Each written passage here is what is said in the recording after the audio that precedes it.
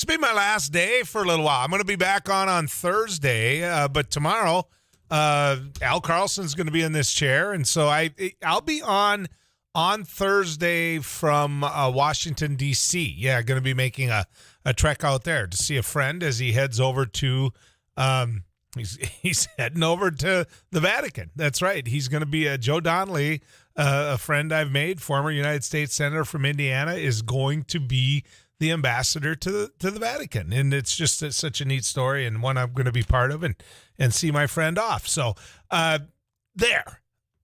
So tomorrow you're going to see Al Carlson in this chair, and I'm sure he'll be talking about the same things we're going to be talking about today, which is Giving Hearts Day. But you want to talk about somebody who understands a giving heart? Let's get to the voice of sports on the News and Views Radio Network. Hello. Jack Michaels, how you been? Doing well, Joseph. I was asking, I asked Rusty and Madison and Tosh in here. I said, was Joel kind of dissing on England, Dan and John Ford Coley? Yes, he was. Don't you like? No, I do not like. Oh. No, I can live without. I'll be. You got to be in the right mood. That's kind of a candle. Sit around, wind down after the day. You're not anti it. You just think there's a time and a place. Right. I'm not sure it's 7 a.m. You don't start your day with Molly Hatchet, do you? I think Molly would be good. I think a little Alice Cooper would be good in the morning. Everybody has got their own way to kind of. I like the peace, because when you're at peace, you gain your strength. So music that gives you peace was a little. Although I used to call that group England Dan and Gordon Soley. Remember the old wrestling announcer? Oh yeah, Gordon Soley was great. Gordon Soley. Do you remember it all? Okay, I think this is a great test of people, which is, what do you have your alarm clock set on? Is it set, not the time now, is it set for loud? Is it set for good morning? Or is it set for get out of bed? The latter. Mine, if there was an alarm clock setting called annoyance. I've got mine set for annoyance. So the one at 4:39 is annoying, and then the one at 4:48 is like really annoying. See, but that's my point, which is, when I get up in the morning, I don't want, it's a wonderful day. Right. I want it that's just going to put you back to. You're going to be like, be like, see ya. I'm going to in bed. That song. And in a second, there's what a wild one last night at the Shack, by the way. And then possibly one of your relatives surpassed the amount. We'll get to that in a second. In that song, I really love to see it tonight. I kid you not, and I know we've done this before on News and Views. I used to believe that the lyric said, "I'm not talking about the linen," meaning like they were arguing over who makes the bed and he doesn't make the. Like I had this whole thing that for years I was singing, "I'm not talking about the linen," and I don't want to change your mind. When I realized that the line, I believe the lyric goes, and Derek, correct me if I'm wrong. I think it says, "I'm not talking about moving in," but it sounds like I don't know. You got me on this. That one. is the lyric. Is that the line? Is that the lyric? I used to think so. I was singing like, "I'm not talking about the linen," and I boldly sang it that way, like with confidence, sang it that way. Then realized I was a moron. When it came to music on that line. So anyway, I think we did that before. Did we, Joel, one time and did the most the lyrics that you think you're singing correctly, but you're way off? I'm crying acid balls instead of tears. I'm crying acid balls instead of tears. That's exactly right. And later I'm going to tell you about John Jacob Berwanger. But before we get to all of that today, how about the night last night at the Shack? So here it is, North Dakota State playing South Dakota in college men's basketball. Two real juggernauts in the Summit League. This is a rescheduled game because COVID hit South Dakota a while back. They rescheduled it. So North Dakota State is down by 17 points. Second half, under 9 minutes to play. Start the car, right? Start the car, put the jacket on, let's go. It's like the scene in an airplane when they couldn't find anything and shut it down. Let's go. They're lost. And then Robert Hayes finds a bobby pin and all right. I don't want to get into the movie Airplane. I don't want to spoil it for people. So NDSU is down by 17 points under 9 to play. Grant Nelson, Devils Lake native, he's on a bench with foul trouble. He's got 4. But Dave Richmond has no other alternative. So he needs Grant in the game to impact the game. Got to affect it. Puts Grant Nelson in. All he does, Joel and Derek, is pull his best Reggie Miller impersonation. He scores 12 points in the matter of just over 2 minutes. I don't even do that at Chuck E. Cheese and the Papa Shot, right? 12 points in just over 2 minutes. Nelson finishes with 19. That's a story. Rocky Cruiser has 28 points and 10 boards. That's a story. Sam Griesel doesn't have a field goal the entire game. Banks a shot in for the left block with 3 seconds to play, and that's the game winner. I mean, absolutely insane. I bet you those folks that were at the shack last night were going, he's not lying. This was insane. This was crazy. So Bison win it. And, Dave after the game talked about Grant and that explosion. I don't know if I've ever seen a performance in 2 minutes and 12 seconds like I saw tonight from Grant Nelson. By the way, he's from Devils Lake, North Dakota. And so I'm proud of all of our guys. But being a North Dakota kid myself and having success with North Dakota guys, it feels absolutely terrific. So, one of those nights. That's my bias, though, because I know that what Dave was getting at. Which what he's at. Yeah. The fact that everybody on that team puts in and he's happy everybody's playing at North Dakota State and everything. But I don't mind him giving a little shout out to a North Dakota player like that. And let me throw that in. Bethel beat the Cobbers last night, and Science men beat Lake Region. The Cobber ladies fell to Bethel, and Science women continue to win. They beat Lake Region last night handily. They are 23-2. But let me ask you and Derek this. And, I played JUCO ball and then transferred to a 4-year. In JUCO ball, we always had locals. Like our team, we got a lot of Class A guys, a lot of local Montana guys, played with a lot of guys local. And the parents loved it. The community loved it. And we'd win. We were okay. Then, years later, that same team started getting guys that were using that JUCO to jump into high major D1s. So they were from all over the country. And the locals were like, I don't have any local guys on here. But yet the team won a lot. So the question is, in regards to your local college, is it imperative that you have to have a local player on your team at no regard? I mean, you just have to have local people on your team, yes or no? Yes. I think I will go back to Al Davis. Just win, baby. Okay, so the winning, and that's the argument. What Joel just said and what Derek just said is the contrast. Yeah. No, to me, it's yes, because what you have butts in the seats at some point, and somebody you need to be proud of and go for. And okay, what if the local player though doesn't get a lot of minutes or playing time and all that kind of stuff, and yet someone else that you could have recruited comes in? That what I'm getting? That's the argument here, right? Totally the argument or discussion. They shouldn't get a seat on the bench or on the team or whatever unless they can produce and play. I understand the argument, but I would be hard.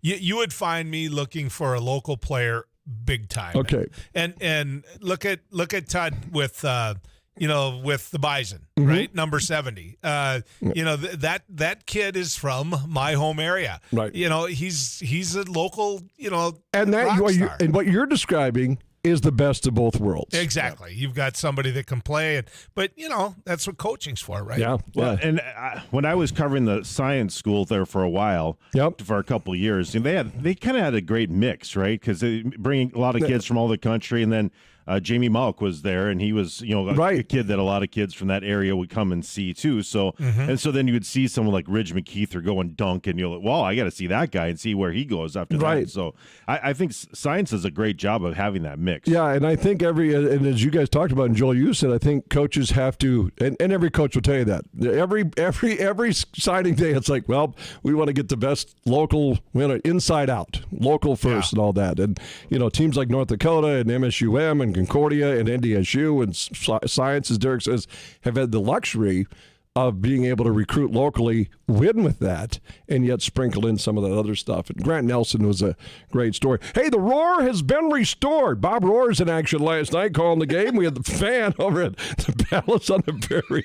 I know. I went to bed late. I went to bed late. Nice defense by Hallie Crockett. Quickly up ahead to sister Hayden. Hayden, the floater, rolls another one in. She's got 6 here in the second half, 12 for the game. Yeah, so like a dual Crockett rocket last night. Hallie had 22 points, and that was a sister to sister there. Northern Cass beats Hankinson by 27. That's not the major thing. Kaya Mauk. Related, Joel? Boy, I said earlier that there's no question you're related to the Mauks. Most of the Mauks I'm related through the Lingans, because I'm a Lingan.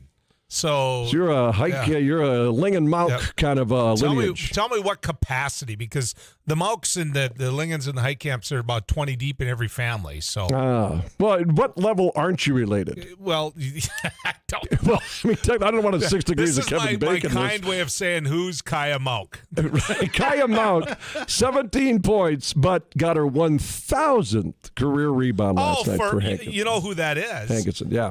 That's Tud's sister. Whose? That's Tud's. That's Cody Mauk's sister. Oh, yeah. I thought you said Tud. Tud. That's what he goes by at home. Derek, did in Barnesville, did you nickname everybody in Barnesville? Pretty much. Okay. Did you? What was your nickname, Derek? Just Hands, just an offshoot of my last name mostly. Hands, yeah. Mine. Everybody had a nickname. Nobody. When you go back home, nobody says Joel. Yeah, you're Freddie. Yeah, you're Freddie. I've actually experienced that with you before. So right. yeah. I mean, I'm Bones and T-Bone. Yeah, someone in Little League Night in America came up into me and gave you a nickname, Derek, or said a name that was like, what? Derek Hansen. I went, but I forgot the nickname. Yeah, I did. I remember that Joel? Too. Yep. They said call him. And we didn't call him. Yeah. Was it Hamster or no? It was weird. It was strange like that. Yeah, it was strange like that. Yeah. And they started calling me Hamster in college at the radio station because the guy I was doing the morning show with was trying to do Hanster, and it kept on coming out Hamster. And it stuck. I mean, it was the weirdest thing. But Tud's a perfect example. Like a good family. You got the Prochnows, you got the Crumps, you got the Mauks, you got a little bit of everything going on. Text us at 35270, 4 nicknames in your life growing up or currently. 4 nicknames in your life growing up or currently. Just the nickname. That's all I want to hear. Tell me the nickname you despise being called, right? Yeah. Don't tell Joel that. Trust me. Yeah. You don't want to read it over there. Be careful, Derek. We have more sports obviously going out. We'll tell you more about that coming up. Wildback in action tonight.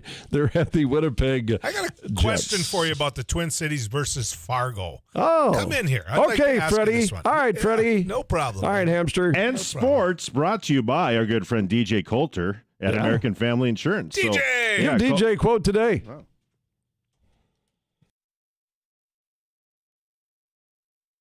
Well, we're doing a food giveaway event to the community. A lot of people are facing food insecurity at this time. As we can tell, we had to start about an hour early because we just had so many people lined up. So as people come up and they need whatever they need, volunteers are taking care of it. It's all contactless, so nobody has to get out. And just making sure whatever the greatest need.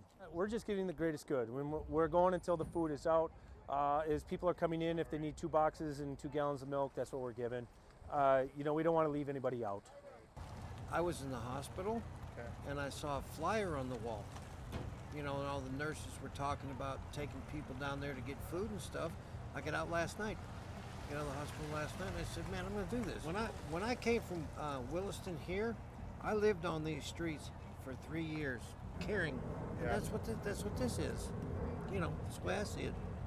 Very helpful. I think it's going to be very helpful because I know people that are doing without. I think it's truly remarkable how much need there is out there. Like I said, we were going to start at noon, but we had so many people lined up. We started at 11, and volunteers have been working their tail off since then. I'm thankful for that. I think this shows that there is some huge needs in the community, and we got some things we got to address.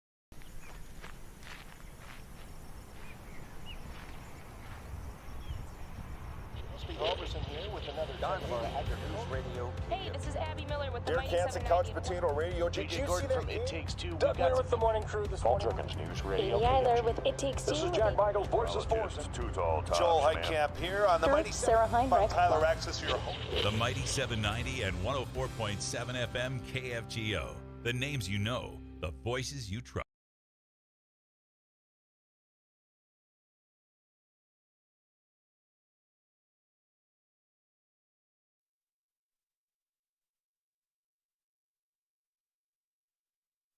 So every nickname should have a meaning. There should be a backstory to the nickname, right?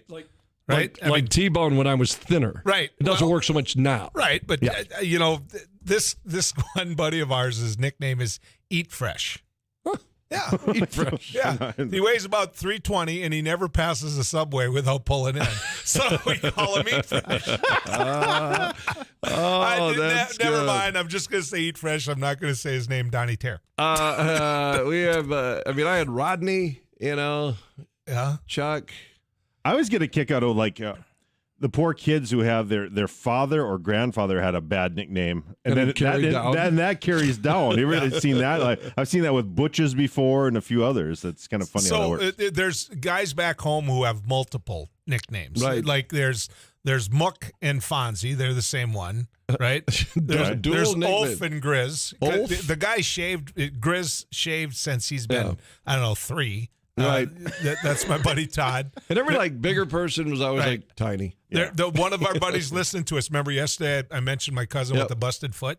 His nickname, nobody calls him Steve. They call him Ward, because the house that they rented was like the Leave It to Beaver house. There was just constant parties there. And he was the dad. So he was called Ward Cleaver. Ward. Okay, but I watched Leave It to Beaver. I didn't want to see part. They were misbehaving. Was the point. They were like Eddie Haskell, if he took over, exactly. there'd probably be a party.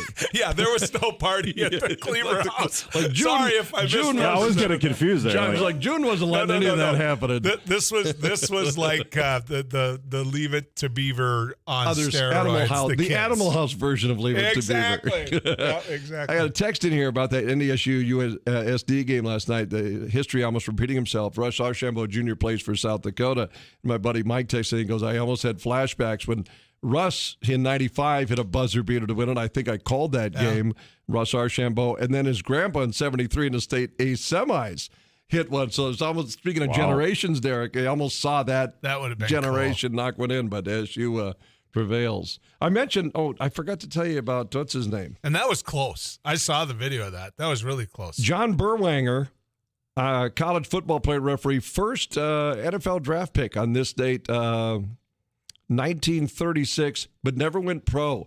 They didn't meet a Saturday band, so he got a job at the Chicago Rubber Company. House wrecker. That was my cousin, too. House wrecker. House wrecker. John Wrecker. House wrecker. News on the way brought to you by AirServe Esser Plumbing and Heating, the people you know and trust right in your community.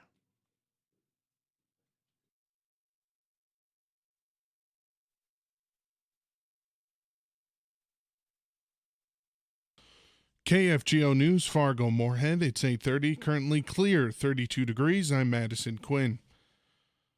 West Fargo police officer Tim Brown is back at work for the first time since suffering cardiac arrest 3 months ago. Brown had his first shift back in uniform last night. He collapsed last November at the Cass County Jail while booking 2 women. He was transferred to the Nebraska Medical Center for specialized care before returning home a few weeks later. Chief Dennis Otterness calls it a miraculous recovery. Brown has been cleared by his medical team to return to work full-time. 2 interstate shootings in the Twin Cities metro and 2 people injured yesterday. Reporter Al Schock. Police say the shootings happened around 1:15 and 2:20 yesterday afternoon on Interstate 94. One incident was near 49th Avenue North in Minneapolis, where police found a car pulled over and its occupant suffering from a gunshot wound to the leg. The other incident happened near 57th Avenue North in Brooklyn Center, and police say the shots came from a black truck or SUV that had 3 occupants. They also say that shooting does not appear to be random. Both victims were taken to an area hospital, and both are expected to survive. There are no arrests, and it's not clear if the shootings are linked. KFGO News Time 8:31. It's clear, 32 degrees.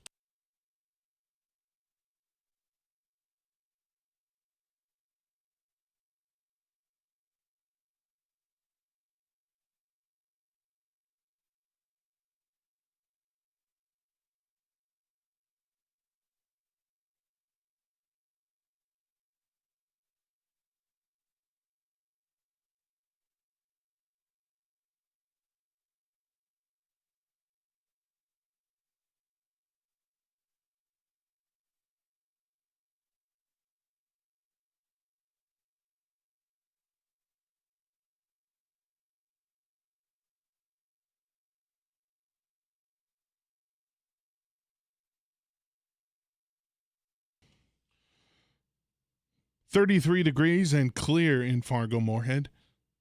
This is KFGO News. Officials in the Twin Cities are weighing whether to lift the vaccine mandate for restaurants earlier than planned. Mandate went into effect last month and requires customers at all restaurants and similar venues to be vaccinated or to have a recent negative test for COVID-19. St. Paul is planning to end its mandate much sooner, though. A specific date is not mentioned. Minneapolis Mayor Jacob Frey says the mandate could be lifted by the end of the week, but first wants to review data regarding a decline in Omicron cases. The Great Plains Food Bank provided needed food assistance to the second highest total of individuals in its 39-year history last year. Those programs and services, 121,440 people were served by the state's only food bank, which distributed enough food to provide 12.6 million meals across North Dakota and Clay County, Minnesota. While the numbers were a decrease over 2020, when around 145,000 people turned to the Great Plains Food Bank for help, 2021 figures are still significantly higher than any single year prior to the COVID pandemic.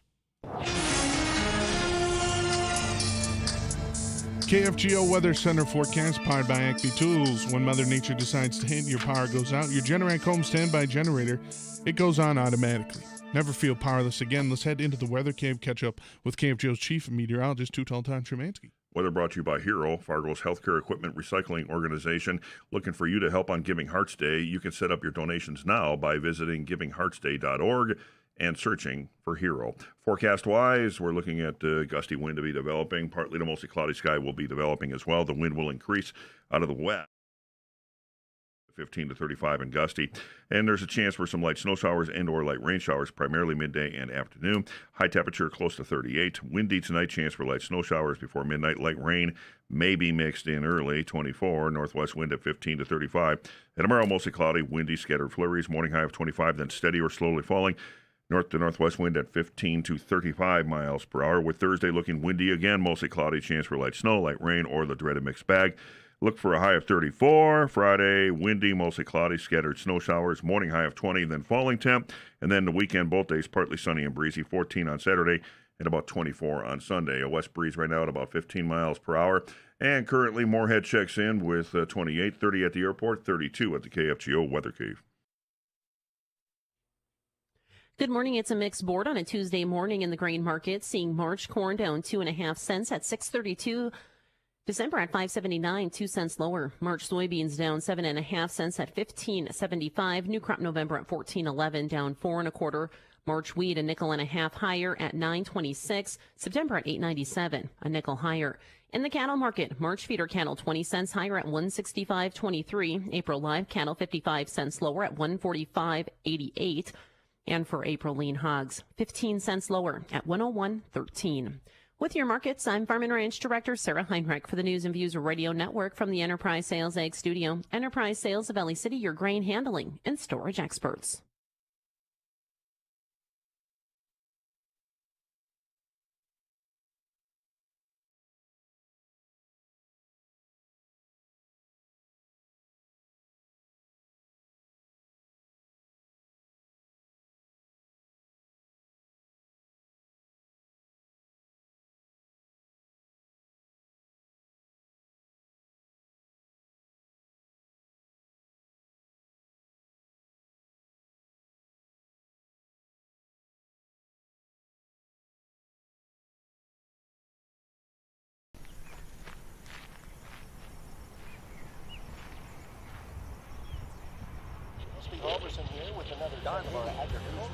Hey, this is Abby Miller with the Derek Hansen, Couch Potato Radio. Did you see that? It Takes Two. Doug Miller with the morning crew this morning. News Radio. Amy Eiler with It Takes Two. This is Jack Michaels, Voices Force. Joel Heitkamp here on the Mighty Sarah Heinrich. Tyler Axis, your home. The Mighty 790 and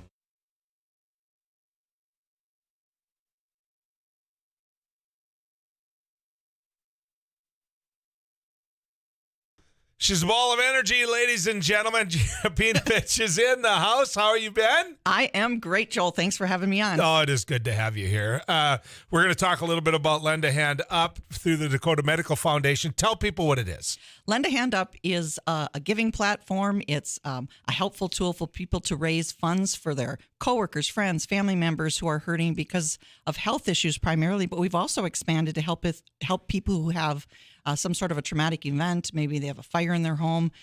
We just want to help people in our neighborhood who have a financial hardship, and we provide resources, an online giving site, an online auction, staff who are willing to help you host that benefit, and then we boost the proceeds by 20% up to $5,000. So our goal is to make people's money go further to help their neighbors. I'm instantly thinking of two families that you helped that I know, and I'm not sure they'd want their name on air, but I do know this. It matters. It matters at a time when it's the most important. I mean, walk people through exactly how this works so they know. So I think, maybe you've got that coworker that you're seeing isn't at their desk as much, and you've heard that they've got a child that's going through treatment for cancer, and, they're struggling financially, emotionally, they're missing work. So what you can do is be that champion for them. You can go on the site, lendahandup.org, start a fundraiser and be that champion, or you can call us, if you want more information. Sometimes just now with the pandemic, starting an online fundraiser is the best way to help them and to rally the community. And then from there, we can help you think of other ways. But really, we require a champion because we feel like the neighbors shouldn't have to ask for their own help. We should be that person that starts that fundraiser for them. There's another side to what you do that, aside from the match and the commitment and all that, a lot of people don't know how to do this, where Lend a Hand Up has helped them. It's like, okay, we want to do something like you just described, but how do you do it and do it the right way? And that's a really big help, Gina. That's the difference, I think, between a GoFundMe and a Lend a Hand Up is that we're here, we're local, we answer the phone, we're hands-on, we meet with every group and help them learn how to host a powerful online fundraiser, how to host that benefit. We have gift cards, we provide some auction baskets. Also, we don't charge anything. A lot of people don't know GoFundMe tacks on an 18% tip for themselves with every gift. They vary. Sometimes they're generous and it's a 15% tip only, but usually it's closer to 20. You know how I figured that out? I went to a GoFundMe page, which I think was used as a tool to let people know that we were doing this, right? So I go to that page and I put a donation on, and I go back and I look and there's nobody on there but me or a couple people. I call the folks in my hometown. I'm like, what's going on? They said, oh, we just put that out there to get word out because everybody's doing it the other way because they were tired of seeing that money go that way. Well, it's a lot. People are generous, and you think about how much of your gift is going for their profit versus to that family member you want to help. And we don't do that. We don't charge anything. Plus, we add a 20% boost onto every gift up to $5,000. So your money definitely goes further to help that person. And it stays local. And it stays local, right? That's a big part of it. Everything, all our resources are free, and the gifts are boosted. So I think this is just a gem of a program for people to want to help somebody they care about. Well, I think a lot of people, we're telling most people what they already know. Yes. But the people that we're connecting with that don't know, I'm glad we're doing that. So tell people how they can do this, how they can make it work, why this is so significant right now that we're talking about this. Well, I think people now more than ever realize the vulnerability that a health issue can create in a family. And when one person in a family is hurting, the whole family is impacted. And so I think Lend a Hand Up lets you know that you can make a difference. You can uplift them through that time. Every day, 365 days a year, you can go to our Lend a Hand Up site. You can click on a family fundraiser. You can support one. You can support many. It all goes directly to the families. All those funds are set up to a bank fund for the family. So we're facilitating the giving, but all the giving is going directly to those families. And on Giving Hearts Day is one of the days where you can make a charitable gift to the program and basically help a whole lot of families versus one, because you need to be a charity to participate in Giving Hearts Day. So it's a great day for businesses who maybe feel they want to make that charitable gift, but they want to make sure it helps people in their own neighborhood. So great day to help families. It's like a twofer. Yes, and we have generous matches. So yes, we hope people support their favorite charities, including Lend a Hand Up on Giving Hearts Day. As you know, I have attorneys in my family. Some would say too many attorneys in my family, but I do. And when you talk to them, the one thing that they talk about that's the biggest financial burden that people can't crawl out of and they end up going bankrupt because of is medical costs that they never saw coming. They never saw them coming. Well, and I think, Joel, you mentioned that early on in your life, you experienced some medical challenges in your family, and you know how devastating that can be. Yep. I started my married out life out that way. I mean, we had Ashley, and she was in the ICU for 2 weeks, and we didn't have any money to pay for it. I mean, we were broke. And, I sat down, worked out a payment plan. I remember years later when I looked at this baby and thought, okay, we own you now. Debt's paid off. We got the car paid off. It's here. Well, especially when you're young, you haven't really built up any reserves in those savings, or devastating. So obviously some of must have had some good friends that helped you through. Tough time. Yeah, I did. I had great siblings that at times, and great in-laws at times. But it's things like this are perfect because I don't need to know always the name. As much as I need to know the organization is a good organization. And I think that's a big part of it. That's true. We validate the need. We validate residency. We want to maintain the integrity of what we do. We want to make sure that who we're helping is actually challenged by the very issue we have on their site. But, we encourage people. It's a great thing to do as a family, too. On a Friday, sit down with your kids and kind of, go through our site and find a family that could use a little help. Right now we've got 12 families. Cancer, 8 out of 12 are battling cancer. One's a freshman in high school, a young man. Another's a single mother with stage 4 cancer. There's just some gut-wrenching stories on there. And, yes, you can bring a hot dish and there's all kinds of ways to help. But, a little financial help in their pocket is a great way to give them that empowerment to, pay their bills, put some food in the fridge. I talked to a sister back home. Just this beautiful nun that I've known for years. And her natural response is always going to be prayer. It's like, okay, what can I do, sister? And she said, give some money. Give do money. Both. Yeah. And she said it in such a way that came out of this very normally reserved woman that, I was like, okay, I guess we're opening up the old checkbook today, But Great she was message. right, give some money because it's the money that they need, and then they can choose the best way to put that to work. Absolutely. So we're all about that. We're all about rallying the community to help their neighbor.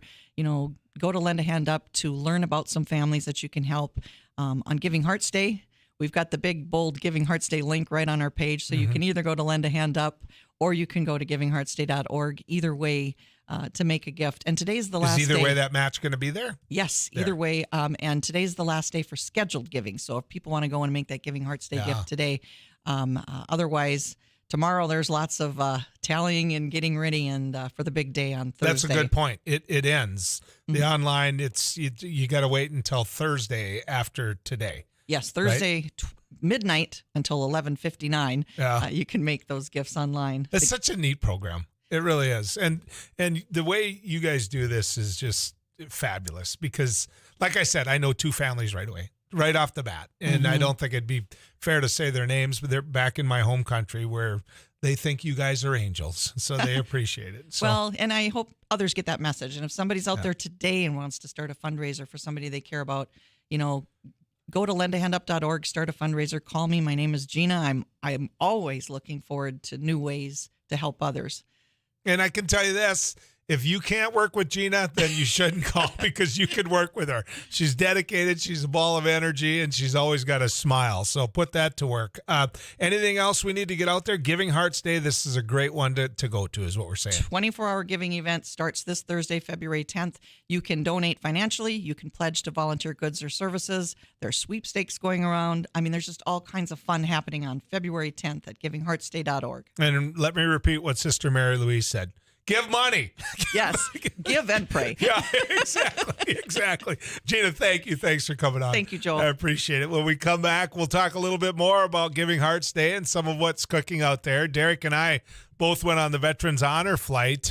We both know about that. And that's going to be a focus of mine on Giving Hearts Day. Stick around. A lot more is coming your way right here on the News and Views Radio Network.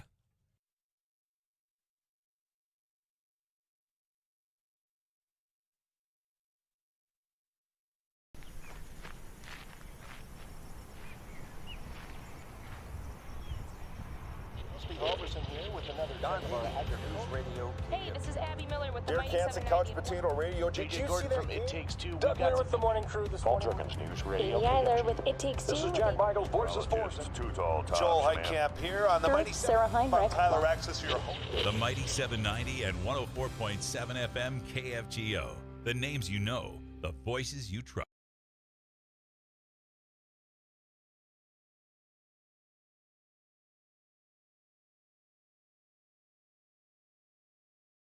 So today on MSUM campus we're doing an ice jam, which is we're combining a bunch of percussion instruments with ice instruments, which are also going to be used in a percussive form. We're going to hit them with mallets, hammers, all those types of things.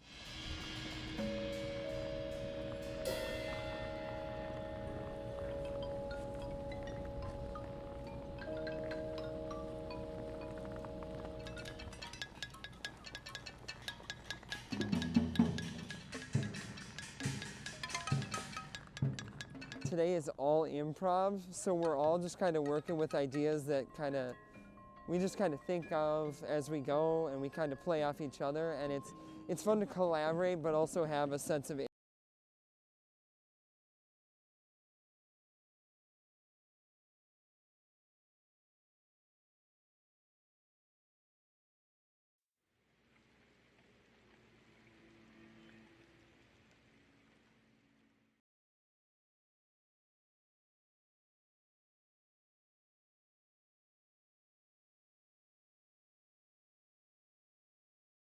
Well, we're doing a food giveaway event to the community. A lot of people are facing food insecurity at this time. As we can tell, we had to start about an hour early because we just had so many people lined up. So as people come up and they need whatever they need, volunteers are taking care of it. It's all contactless, so nobody has to get out. And just making sure whatever the greatest need. We're just getting the greatest good. When we're going until the food is out. As people are coming in, if they need 2 boxes and 2 gallons of milk, that's what we're giving. We don't want to leave anybody out.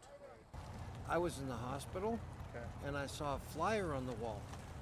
And all the nurses were talking about taking people down there to get food and stuff. I got out last night, the hospital last night, and I said, man, I'm going to do this. When I came from Williston here, I lived on these streets for 3 years, caring. And that's what this is. That's the way I see it. Very helpful. I think it's going to be very helpful because I know people that are doing without. I think it's truly remarkable how much need there is out there. Like I said, we were going to start at noon, but we had so many people lined up. We started. Everybody's going to have a cause on Giving Hearts Day, and so I don't know where you start, where you stop. But I do want to mention one, and I'm going to talk about this a little bit during this Giving Hearts Week, and maybe on Giving Hearts Day, Derek and I can talk about it even a little bit more. But, the Veterans Honor Flight, they have been going through some tough times in that they haven't been able to do what they set out to do because of COVID. And that puts them in a tough position as well. And so, I'm going to focus on Veterans Honor Flight as one of the causes that we're going to look hard at.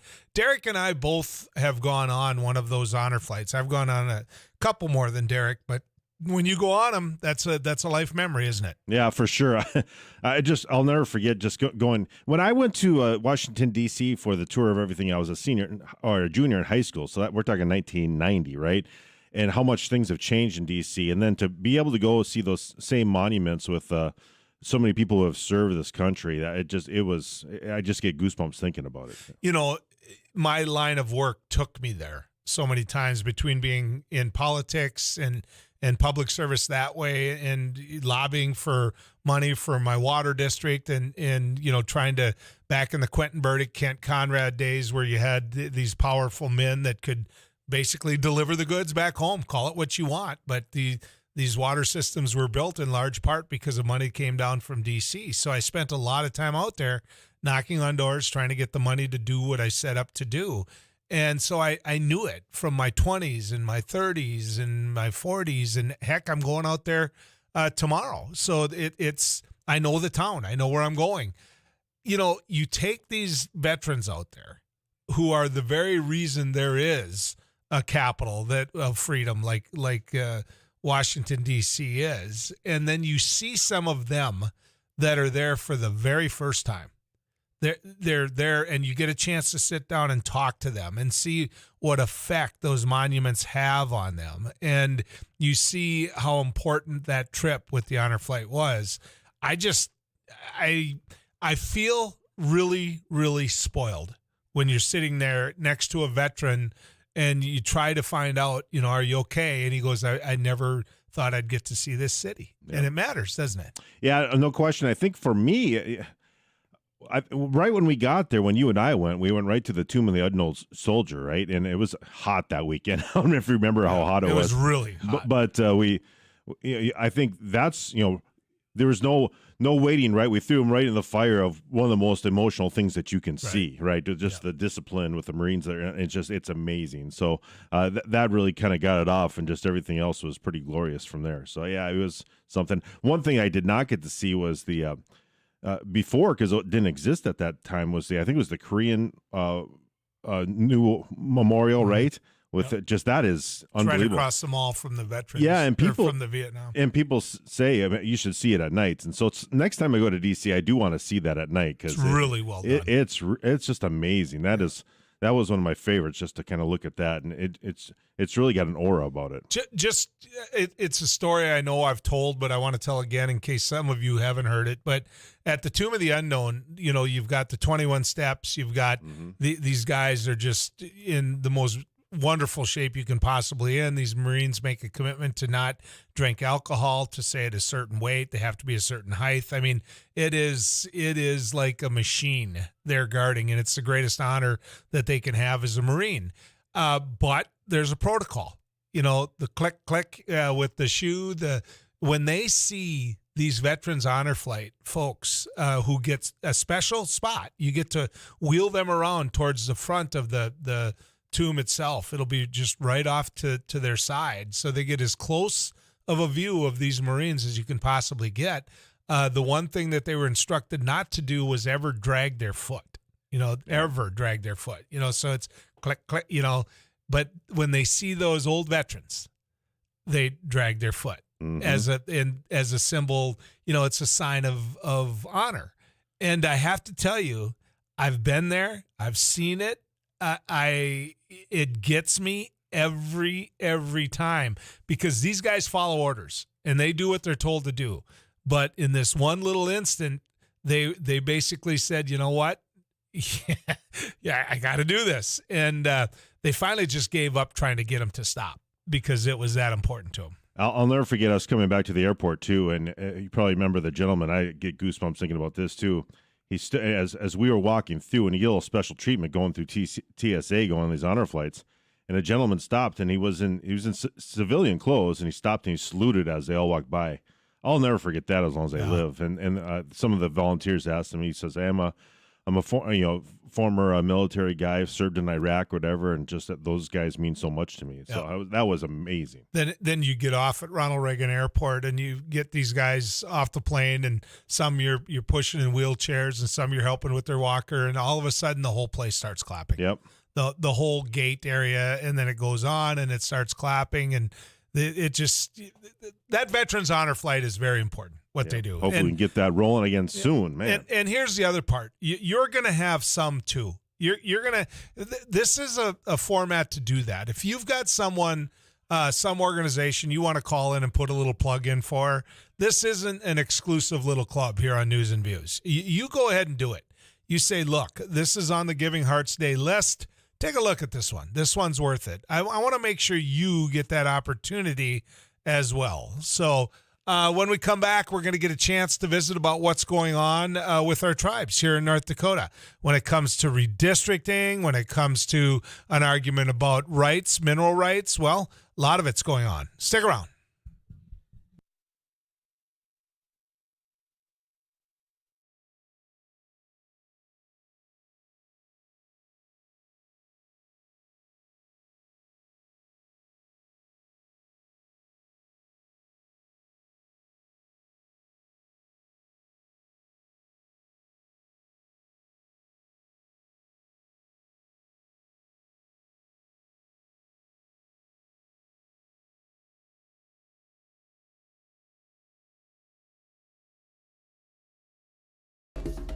Thanks for watching News and Views on YouTube. Don't forget to subscribe and like our page, and send us a text anytime at 35270.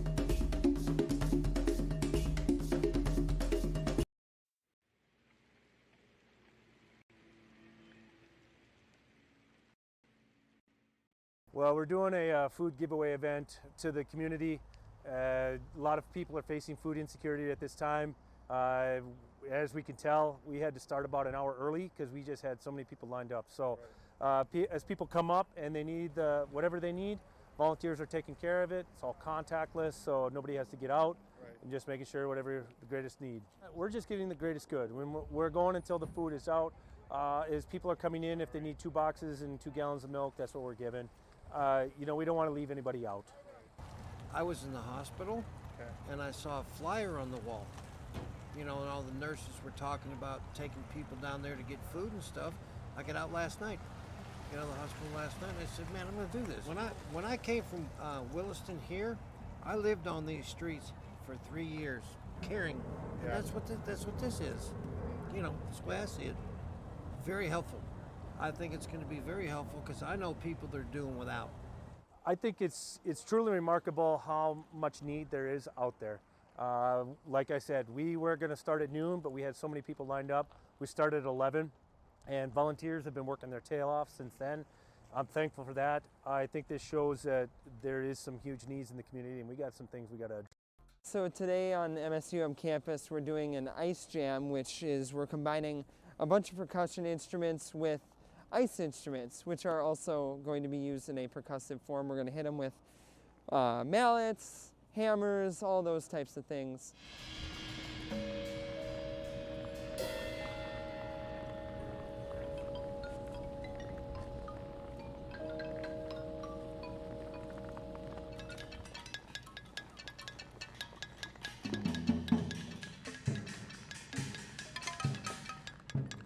Today is all improv, so we're all just kind of working with ideas that we just kind of think of as we go, and we kind of play off each other, and it's fun to collaborate but also have a sense of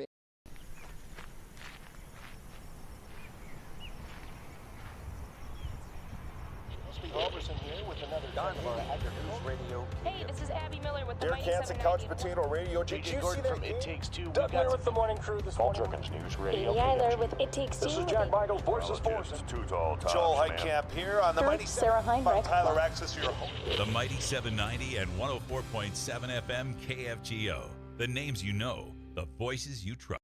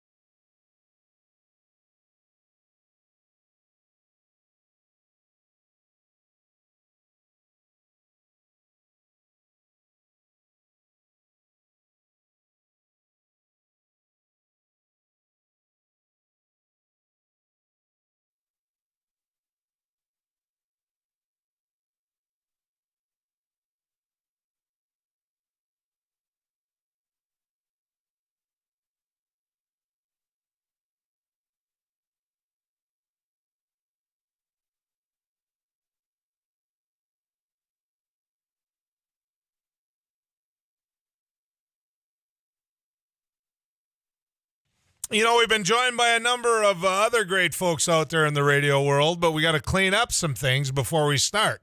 My co-pilot today, I think Abby is back tomorrow. Is she not, Derek Yes. Hansen?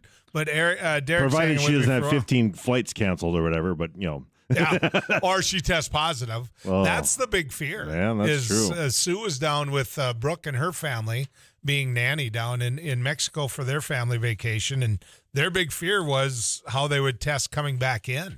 Yeah. So, hopefully Abby will pass that test. But Derek and I got in a little bit of trouble before the rest of you joined us, and we were talking about the Tomb of the Unknown, and we mentioned the fact that it was guarded by the Marines. Yes. That was Army a mistake.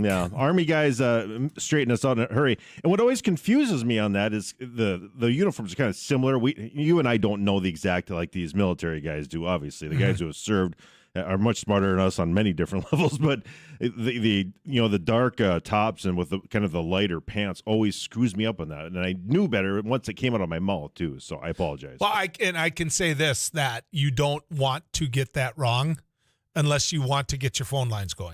So our text club, sponsored by iConsultants of North Dakota, for all you folks that text in. And I want to say to those of you who text in, I don't see a mean one here. Yes. I really don't. I don't see anybody taking us to the woodshed as much as what they wanted us to get it right. So there's the mea culpa. I hope you all can understand that. Thursday, I'm going to be doing radio from D.C. on Thursday. I'm going out to see a friend who's headed off to the Vatican. A man named Joe Donnelly, former United States Senator, is going to be the ambassador to the Vatican for the United States of America. The old Irishman is going to be heading over there, and he invited me to come to his going away party, and by golly, I'm going to take advantage of that. And so I'm still going to be doing radio from D.C. on Thursday, in large part because I want to make sure I can get word out on things like, the honor flight, which we were just talking about before a lot of you joined us. And so I'm going to be talking with the folks from the honor flight a lot about how you can give to them on Giving Hearts Day. But I made this perfectly clear as well. Thursday you can go online still today and do it, and still meet those matches that people set up. Tomorrow, all that ends. It shuts down for the day until they get to Thursday so they can basically get ready for Thursday. So my point is this. You're going to hear people that may be of interest to me or what I really believe people should donate to, or, names of nonprofits like YouthWorks and others that you're going to hear about that Churches United and St. Gerard's down in Hankinson. I know who I'm going to give to. I don't know who you are, and I don't know why. And this goes way beyond, and it's grown way beyond the Red River Valley. It is. I mean, you see these charities that are in Western North Dakota, and you see these charities, in Eastern Minnesota, and it just looks. Or I should say Western Minnesota. It just looks like something that you want to get active and involved in. And so I don't want to limit the conversation to just what we have here. I want to give you an opportunity to say, look, this is a great charity. It's on the list. I want to explain to you in a couple of words or less here, why I think you should donate to this one. Call it a free ad. Call it whatever you want. The more awareness we can bring to that list, which has gotten very, it's very inclusive. I mean, they let a lot of different folks get on there because it's a wonderful cause. And most of these organizations, they have to get the match themselves. I mean, they have to go out and knock on doors and find the money for the match themselves. And so, for the folks from Giving Hearts to put them on there, I think is a wise thing. I know there's a criteria that they have to meet to be on there, but the fact that it gets all of these different entities active and wanting to get things going for themselves, I think is a good thing too. It makes a commitment to it. So if at any point you want to get that out, do it. Do it. Give us a holler, give us a text message, and it will find its way out.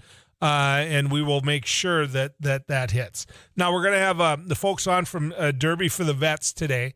Going to get a chance to visit with them. Also, at some point today, we're going to get a chance to visit with Mark Fox. Now, Mark is chairman of the 3 affiliated tribes, and the 3 affiliated tribes just had the ruling come down that they are entitled to the mineral rights and what comes from beneath the Missouri River and on the shores of the Missouri River, because those are deemed to be the tribal rights. And so that's a big win. That's $1 billion plus win.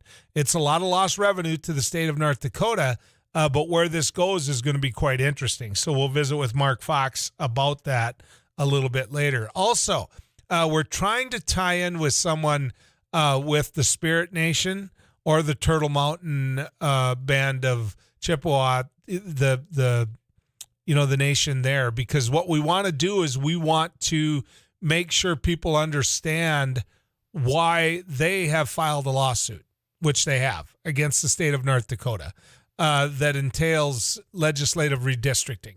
They don't like the districts. They don't like how they were set up. They believe that they've been shorted, those 2 tribes, on representation in the legislature. And it kind of jumped out at me because I thought that a lot of that had been dealt with in the legislative session, but apparently it hadn't been. And so I'm trying to get their take on it. We're a phone call or 2 away from making sure that people can find out what their side is.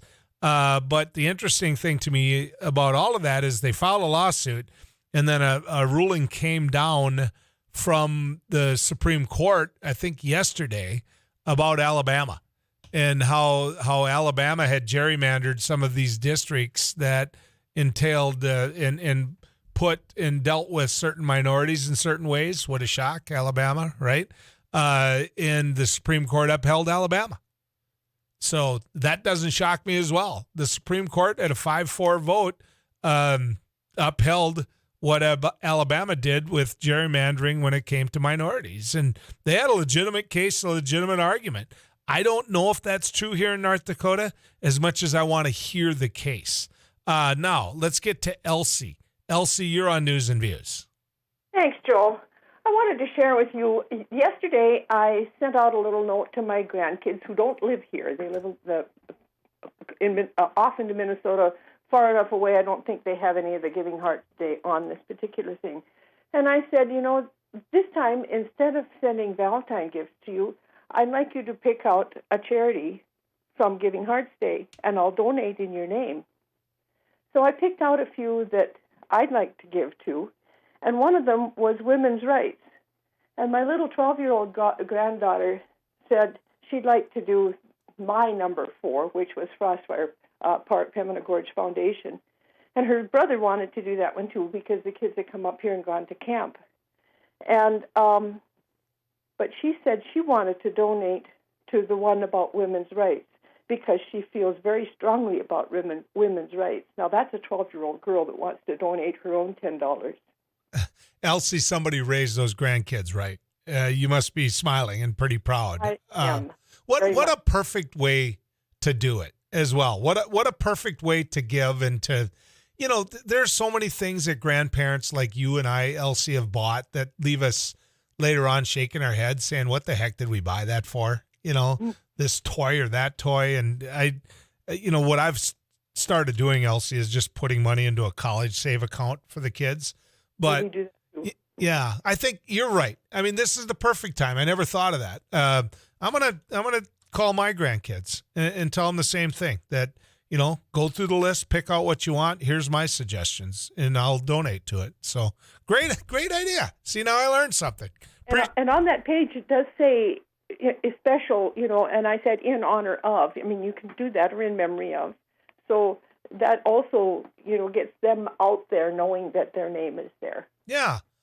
Great idea. Thank you, Elsie. Now I've got 6 people I can donate for, and I'll be happy to do it. So appreciate your call. Let's head to the weather cave and find the tall man, and that's Too Tall Tom Szymanski. Yeah, windy in many areas today. There are wind headlines for most of the Dakotas, especially the western two-thirds, and there are red flag warnings actually in effect for central, south central, into parts of southeast South Dakota. Combination of humidity, high wind, dry soil. Yes, there's very little, if any, snow there, so that makes a difference. Otherwise, big range on temps, about 25 in the far northeast to about 55 to 60 out west. Most of us will be in the 30s and 40s today. Some scattered rain or snow showers popping up in North Dakota and the northern half of Minnesota during the midday and afternoon, but it won't be a big deal.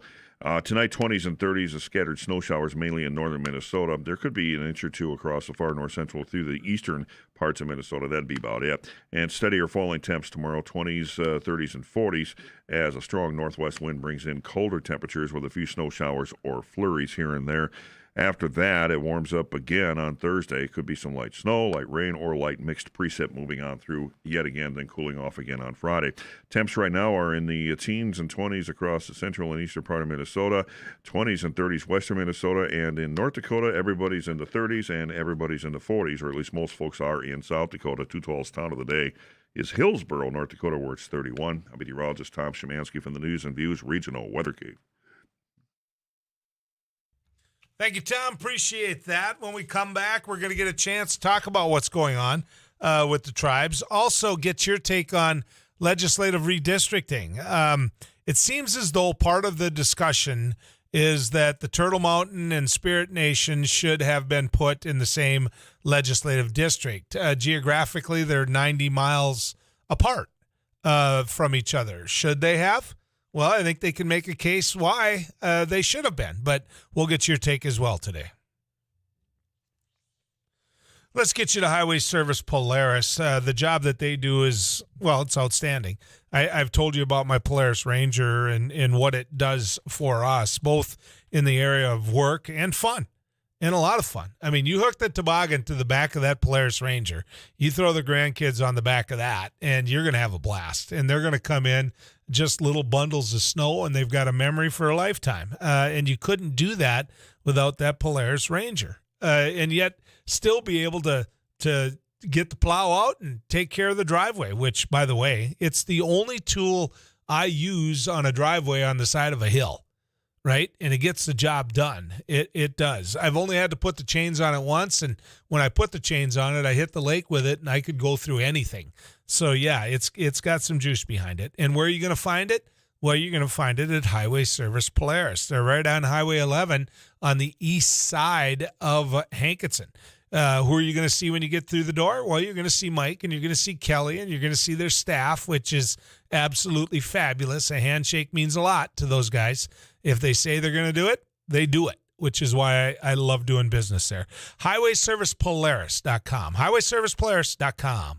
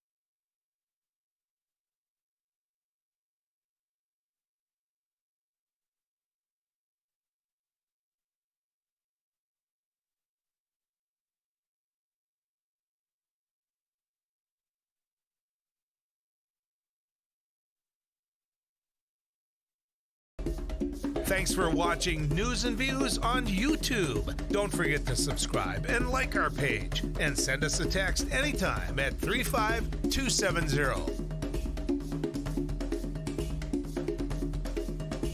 Well, we're doing a food giveaway event to the community. A lot of people are facing food insecurity at this time. As we can tell, we had to start about an hour early because we just had so many people lined up. So as people come up and they need whatever they need, volunteers are taking care of it. It's all contactless, so nobody has to get out. and just making sure whatever the greatest need. We're just getting the greatest good. We're going until the food is out. As people are coming in, if they need 2 boxes and 2 gallons of milk, that's what we're giving. We don't want to leave anybody out. I was in the hospital, and I saw a flyer on the wall. And all the nurses were talking about taking people down there to get food and stuff. I got out last night. Got out of the hospital last night, and I said, man, I'm going to do this. When I came from Williston here, I lived on these streets for 3 years, caring. And that's what this is. That's the way I see it. Very helpful. I think it's going to be very helpful because I know people that are doing without. I think it's truly remarkable how much need there is out there. Like I said, we were going to start at noon, but we had so many people lined up. We started at 11, and volunteers have been working their tail off since then. I'm thankful for that. I think this shows that there is some huge needs in the community, and we got some things we got to address.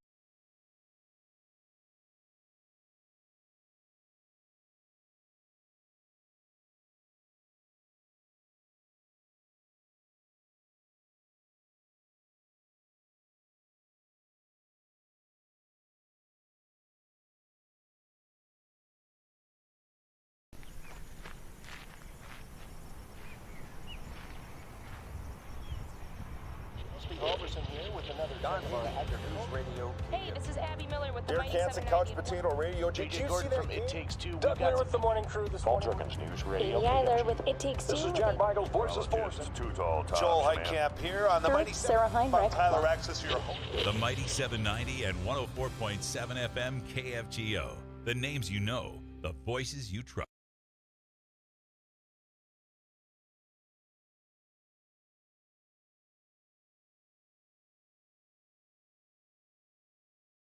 So today on the MSUM campus, we're doing an ice jam, which is we're combining a bunch of percussion instruments with ice instruments, which are also going to be used in a percussive form. We're going to hit them with mallets, hammers, all those types of things.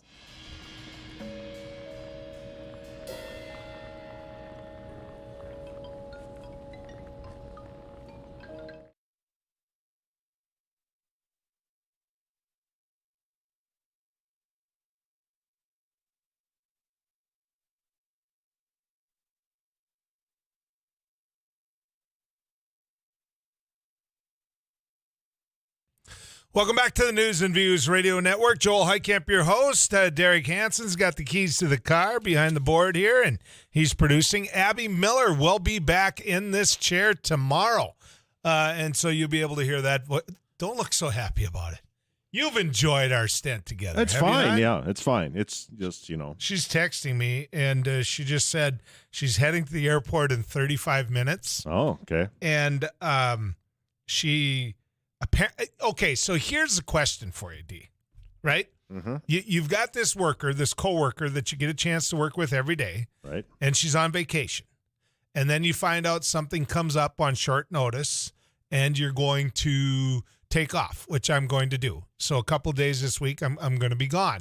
Do you tell her so that she thinks about it, worries about it, starts thinking about work, or do you not tell her?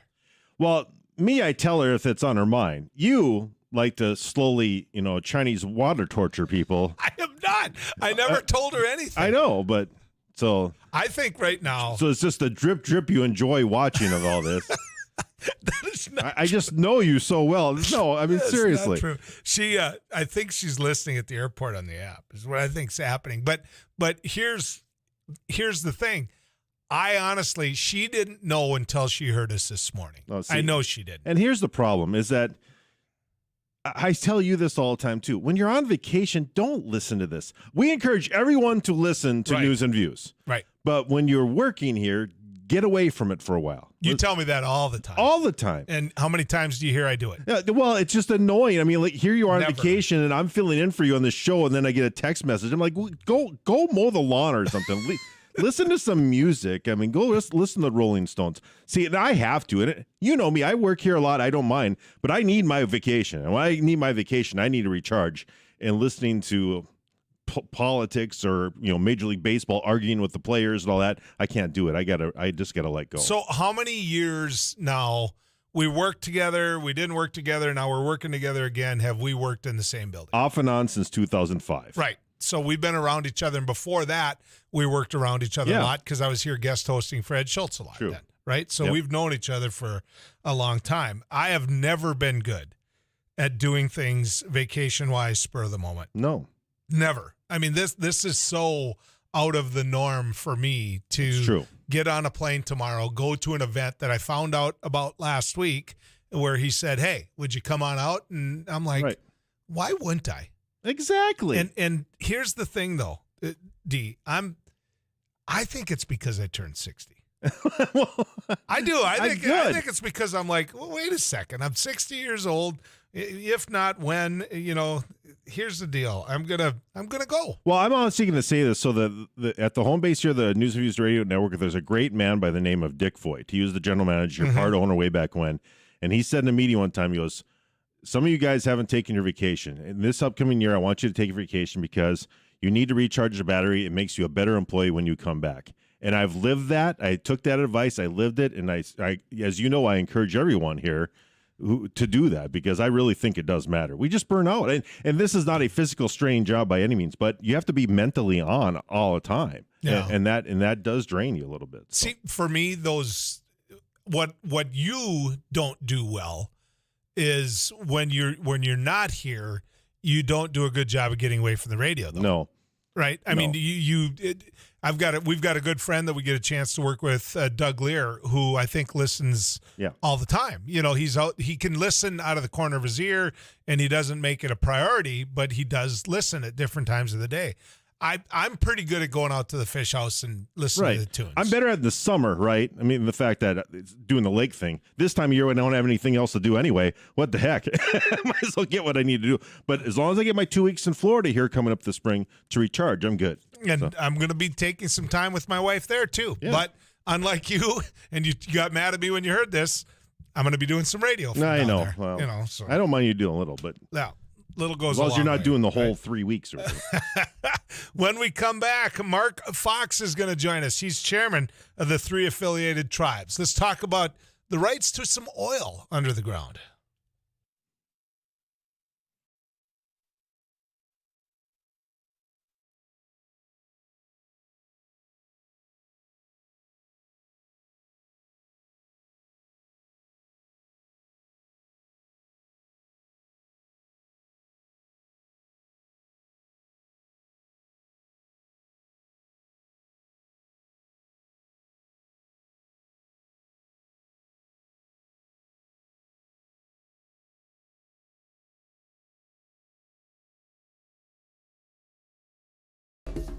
Thanks for watching News and Views on YouTube. Don't forget to subscribe and like our page and send us a text anytime at 35270.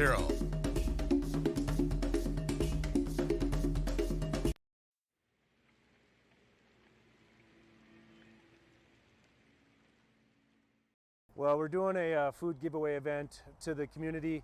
A lot of people are facing food insecurity at this time. As we can tell, we had to start about an hour early because we just had so many people lined up. So as people come up and they need whatever they need, volunteers are taking care of it. It's all contactless, so nobody has to get out, and just making sure whatever the greatest need. We're just getting the greatest good. We're going until the food is out. As people are coming in, if they need 2 boxes and 2 gallons of milk, that's what we're giving. We don't want to leave anybody out. I was in the hospital, and I saw a flyer on the wall. And all the nurses were talking about taking people down there to get food and stuff. I got out last night. Got out of the hospital last night, and I said, man, I'm going to do this.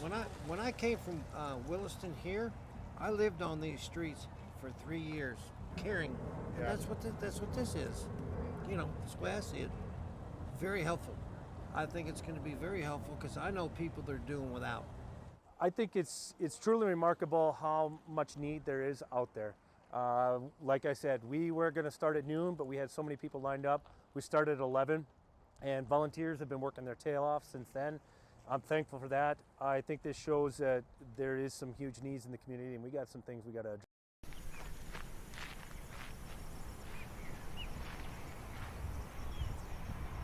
Hey, this is Abby Miller with the Dear Mighty Kansas 790. Couch Potato Radio. Did you see that from It Takes Two. Doug Miller with the morning crew this morning. News Radio. Amy Eiler with It Takes Two. This is Jack Michaels, Voices Forces. Joel Heitkamp here on the Mighty Sarah Heinrich. Tyler Axis, your host. The Mighty 790 and 104.7 FM KFGO. The names you know, the voices you trust. So today on MSUM campus, we're doing an ice jam, which is we're combining a bunch of percussion instruments with ice instruments, which are also going to be used in a percussive form. We're going to hit them with mallets, hammers, all those types of things.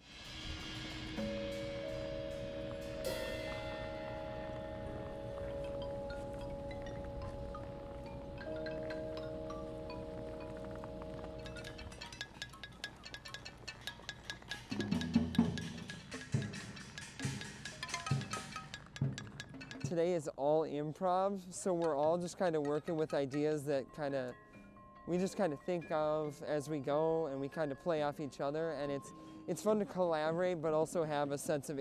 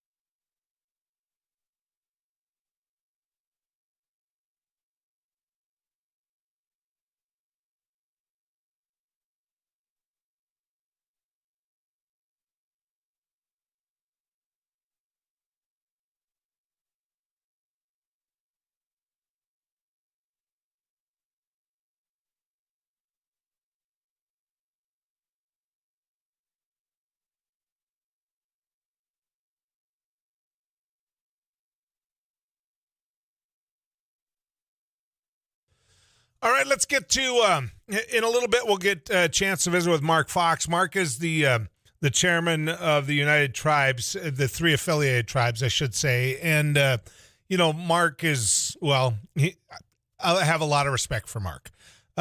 Mark is somebody whose dedication to his tribe and dedication to Native American rights is unquestionable. And he's someone who, I think when you look at it, is willing to work in the long haul to the solution of a problem. Well, let's talk about this. The Department of the Interior Solicitor, Bob Anderson, issued an opinion. That opinion finds that the minerals beneath the Missouri River bed and Lake Sakakawea, where the Missouri River flows through the Fort Berthold Indian Reservation, belong to the three affiliated tribes of the Fort Berthold Reservation. Don't forget the tribe refers to itself as the Mandan, Hidatsa, and Arikara Nation. They do not belong to the state of North Dakota, and that comes from the Department of Interior Solicitor Bob Anderson. Now, I think we've got him. Let's go to Mark first, because he can do a better job of explaining this than me. Chairman Fox, good to have you on News and Views, sir. Good to be on. Thank you very much for the invitation. Tell people what this ruling does and what it is about. Well, it once again corrects the legal status of what has always belonged to the MHA Nation, and that is the riverbed of the Missouri River that has belonged to us from time immemorial, and it just reiterates that fact and reestablishes that. And so we're quite happy that the federal government has corrected itself, so to speak. Now, so for those individuals who say, depending upon the administration, this goes back and forth, where the Obama administration may believe this, and then the Trump administration says no, and then the Biden administration says yes. What's your answer to them, Chairman Fox? My answer to them is they need to maybe research and study a little bit more, because our precedent goes back beyond Obama. During the Obama administration, there was an opinion that was expressed, the same as the solicitor's opinion, that did state that MHA Nation is the owners of the riverbed. But you go back, 1936, there's another M opinion. So you go back, 70-some years.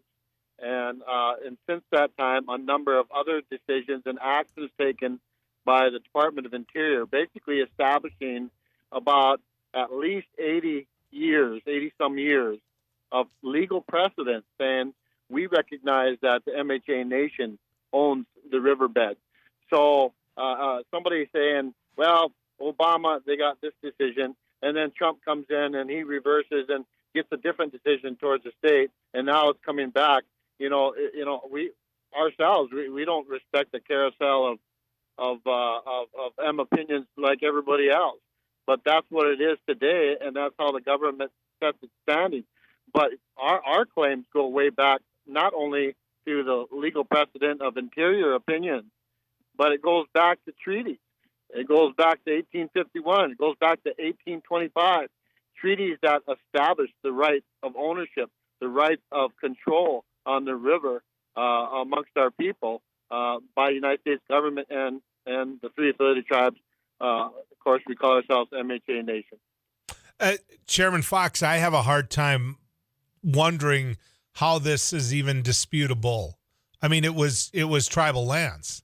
It was a takings. It was a flooding for control of the downstream side. I mean, this to me is clearly your land. What is the state of North Dakota saying about that? Well, in simplest terms, the state of North Dakota is saying, in their expressed opinions and coming in on the lawsuit we filed and since that time, basically saying, well, when North Dakota became a part of the United States, the Enabling Act and other items, that river was basically given to the state of North Dakota by a federal action of allowing North Dakota to become part of the Union. And even though there's case law to show that, of course, you can't supersede treaties. You can't supersede if it's already established. The ownership is established, and we have established that.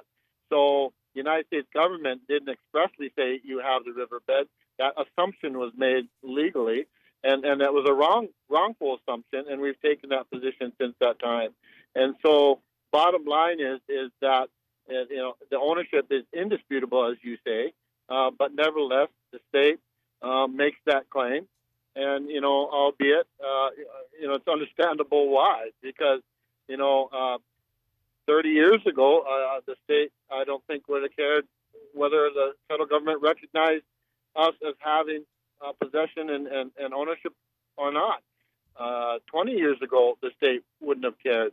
Definitely 70, 80 years ago, the state really didn't care. They didn't raise objections to it at that time, nor any time since. It only became the advent of oil and gas development where drilling has occurred and deposits have been made questioning ownership, and those deposits, have grown quite abundant, and there's no small number. And now the state says, "Oh, we own that, and that money would belong to us." And we're standing back saying, "This has always belonged to us. It's part of who we are, economically, spiritually, socially, politically." We've resided along the Missouri River for like I said, time immemorial, and so these things, we assert, and unfortunately, we have to fight tooth and nail, and we're still not done and out of the woods, as far as I'm concerned, despite the opinion. So let me ask it this way. Have you spoken to Doug Burgum himself? I mean, you are the chairman of a nation. You are the head of the 3 affiliated tribes. Have you spoken to the governor of the state of North Dakota about this? In previous, times prior to this opinion, yes, we've had some discussion. And part of the discussions, and I give a due credit to the governor, because he takes a lot of time to sit down and discuss with all the tribes, and he's done no less for us. But we've sat down, and when we talk about energy development, which of course our tribe supports, we support energy development. So the issue that always came up is, how can we continue to develop on Fort Berthold, including on or near the river, and how can we get that done with the dispute, lingering? And we've always taken the position that we can work towards potential agreeable development that might include, far beneath the river, but we're not going to talk about ownership, or we're not going to agree to either split ownership, or it's just something that my people, and following the directives of my elders and my people, who say what has always belonged to us is not negotiable. So we can negotiate tax rates and other things of that nature, and how we could develop energy together for the benefit of the tribe and the state.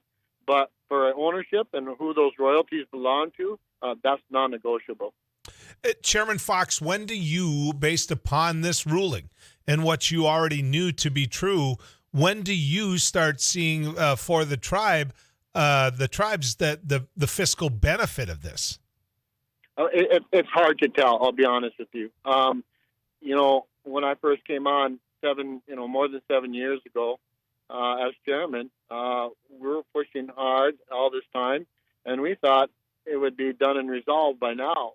But it is a serious, obviously high-level contention, and all we can do is just keep moving inch by inch, if that's what it takes, for the ultimate, resolve, which will be undisputed, clearly recognizable that MHA Nation has always been owner and continues to be, and then we get those resources that we continue to develop all across Fort Berthold, and keep making those positive changes that many people now can see.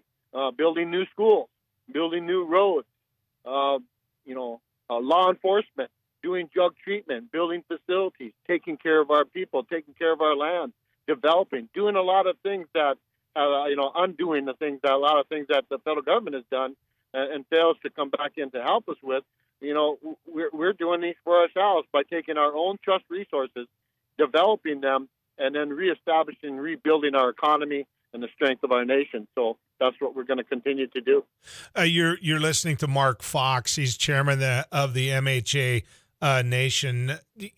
Chairman Fox, what about what already has happened? The revenues that have been generated from lands that are yours, the revenues and the development that's already happened, that you didn't issue permits for, you didn't control. What about those things? You mean oil and gas permits that were issued out going back, 12, 14 years ago? Yes, exactly is what I mean. To be honest with you, as far as on the tribal side, MHA Nation things, there's a lot of things that could have been done a lot better.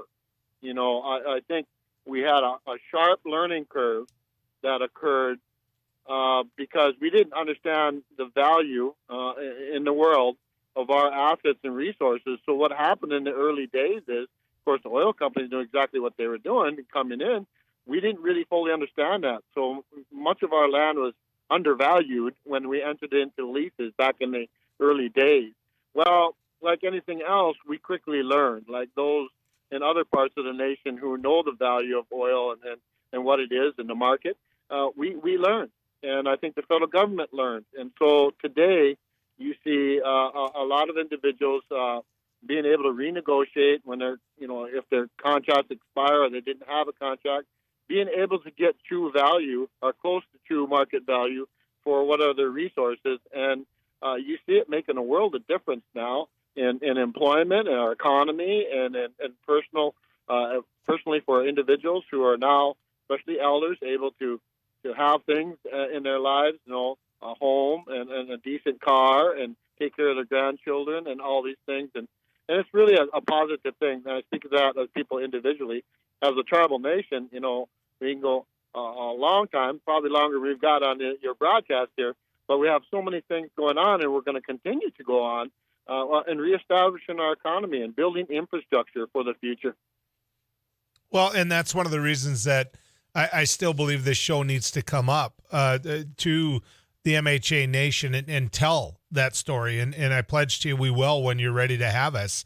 But Absolutely. I wanna give you an example of what I was getting at with that question in terms of the people that are listening to you, so that we all might be able to understand. Somebody was renting out land and crop sharing with someone without owning the land or having rights to the land. They generated money from that rent, from that crop share. It was your money. It wasn't the state of North Dakota's money to collect. What I'm asking is, will the tribes go back after that money? Or once you move forward with this and there's an understanding that you do control the rights, will you just look at what happens forward, or will you look backward and say, look, North Dakota, because of what you did without the right to do it, you owe us money? We'll always assert our rights as best that we can. We have really strong legal counsel and advocates. We're always looking back. We're always trying to correct things that have been done improperly or illegally, and we will continue to assert our rights. I will say that we rely greatly when we discover something or we know that it has been done wrong. We look at how to make it right. But I also want to say that, to get things done, if you can just imagine for a while, and that you're a leader as well. You're involved with leadership and making decisions, and you don't have enough time in the day sometimes to just focus only on the past or only righting wrong. You know the importance of it, but you got so many things to do to move things forward. And so time often becomes an obstacle that is difficult to deal with. So you try to balance it. How do we reconcile the past? How do we preserve our rights, our claims that we have, and get justly compensated or move forward in a just manner?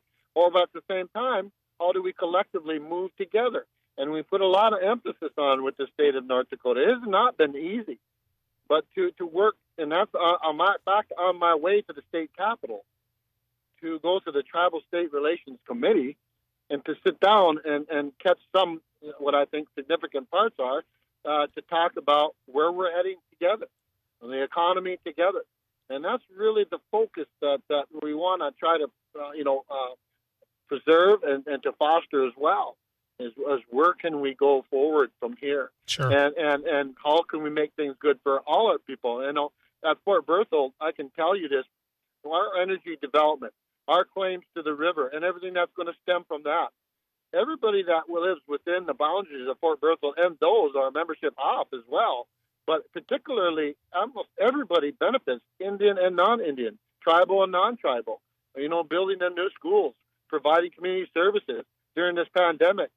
Vaccines, all the things. We were way ahead of the curve for most of the counties a year and a half ago, almost 2 years ago, when we established our emergency response teams. We did all these things.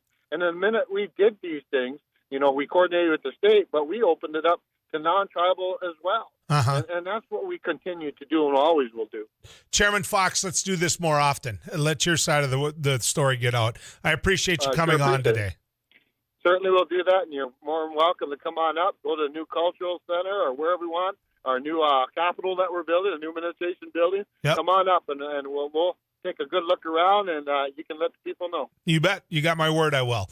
We'll be back with more right here on the News and Views Radio Network. So today on MSUM campus, we're doing an ice jam, which is we're combining a bunch of percussion instruments with ice instruments, which are also going to be used in a percussive form. We're going to hit them with mallets, hammers, all those types of things.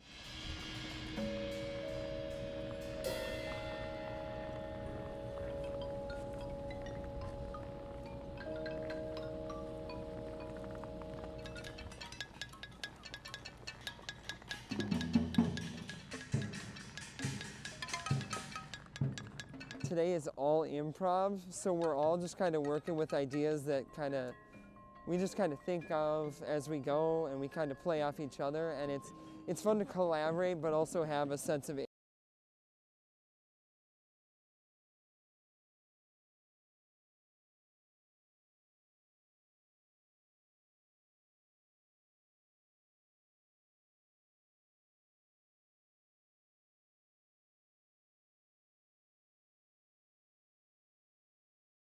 Well, we're doing a food giveaway event to the community.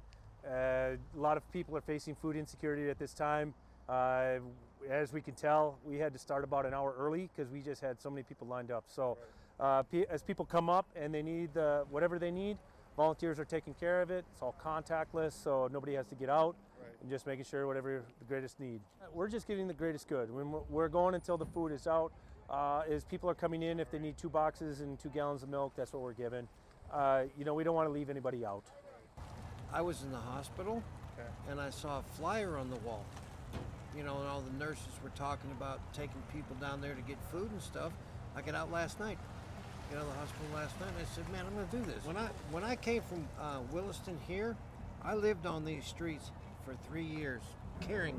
And that's what this is. That's the way I see it. Very helpful. I think it's going to be very helpful because I know people that are doing without. I think it's truly remarkable how much need there is out there. Like I said, we were going to start at noon, but we had so many people lined up. We started at 11, and volunteers have been working their tail off since then. I'm thankful for that. I think this shows that there is some huge needs in the community, and we got some things we got to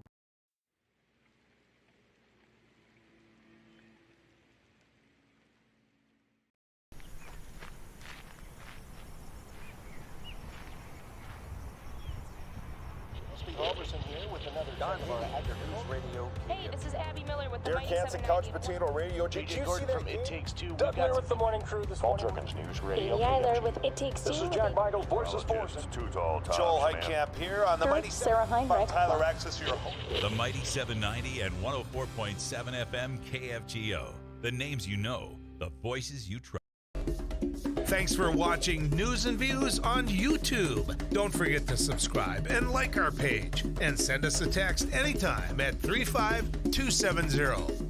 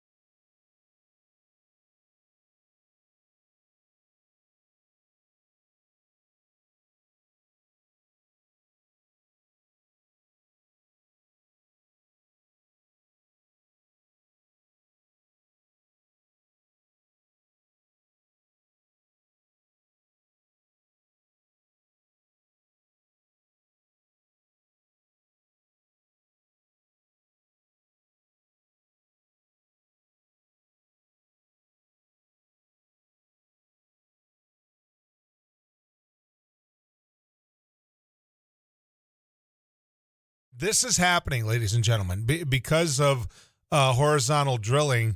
Oil is being drawn, from areas that are underneath the river, underneath the lake. The state has decided to do that. That was highly controversial. Remember, when you're putting oil wells next to Lake Sakakawea, but there is drilling around these bodies of water, and the land is theirs. It was a treaty to them. How in the world can that not be their oil?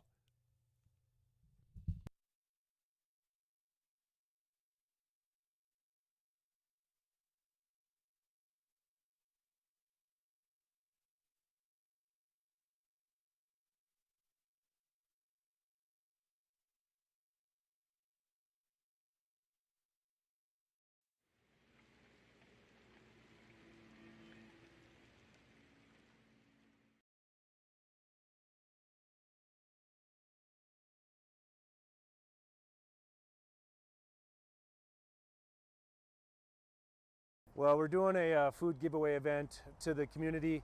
A lot of people are facing food insecurity at this time. As we can tell, we had to start about an hour early because we just had so many people lined up. So as people come up and they need whatever they need, volunteers are taking care of it. It's all contactless, so nobody has to get out. And just making sure whatever the greatest need. We're just getting the greatest good. We're going until the food is out. As people are coming in, if they need 2 boxes and 2 gallons of milk, that's what we're giving. We don't want to leave anybody out. I was in the hospital, and I saw a flyer on the wall. And all the nurses were talking about taking people down there to get food and stuff. I got out last night. Got out of the hospital last night, and I said, man, I'm going to do this. When I came from Williston here, I lived on these streets for 3 years, caring. And that's what this is. That's the way I see it. Very helpful. I think it's going to be very helpful because I know people that are doing without. I think it's truly remarkable how much need there is out there. Like I said, we were going to start at noon, but we had so many people lined up. We started at 11, and volunteers have been working their tail off since then. I'm thankful for that. I think this shows that there is some huge needs in the community, and we got some things we got to address. Thanks for watching News and Views on YouTube. Don't forget to subscribe and like our page, and send us a text anytime at 35270.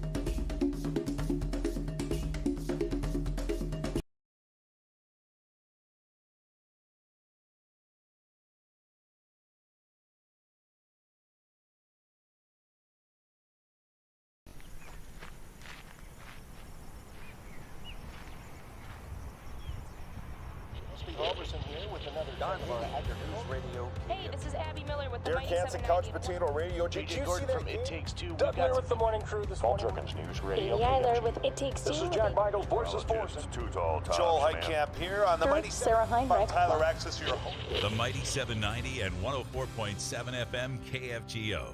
The names you know, the voices you trust. So today on MSUM campus, we're doing an ice jam, which is we're combining a bunch of percussion instruments with ice instruments, which are also going to be used in a percussive form. We're going to hit them with mallets, hammers, all those types of things.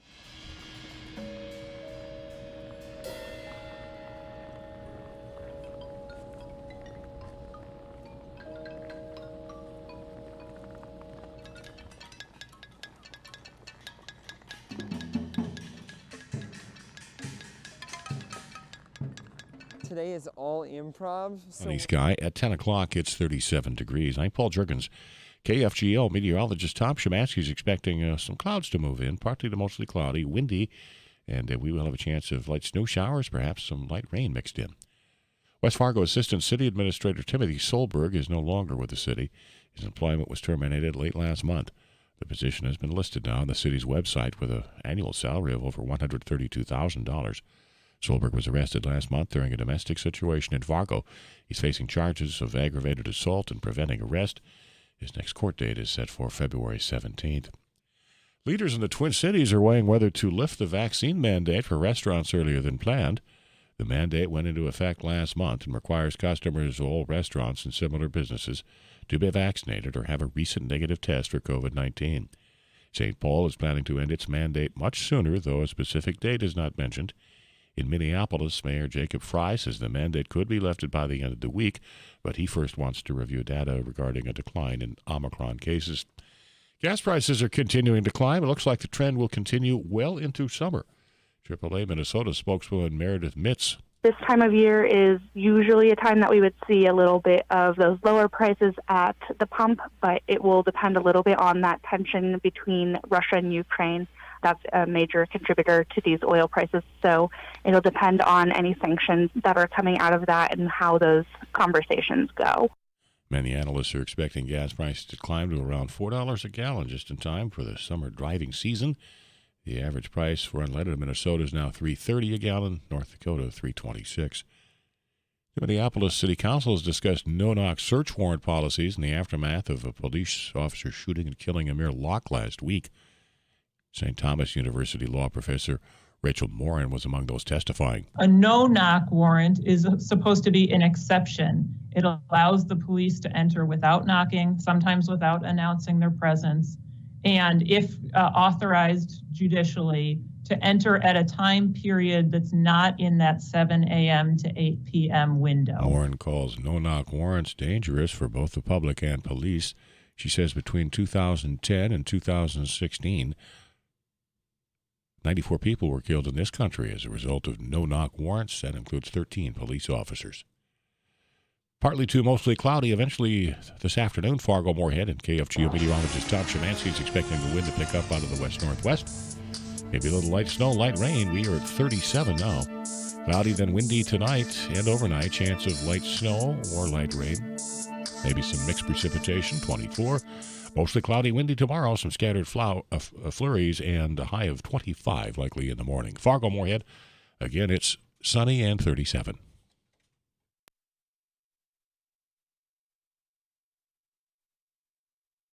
So today on MSUM campus, we're doing an ice jam, which is we're combining a bunch of percussion instruments with ice instruments, which are also going to be used in a percussive form. We're going to hit them with mallets, hammers, all those types of things.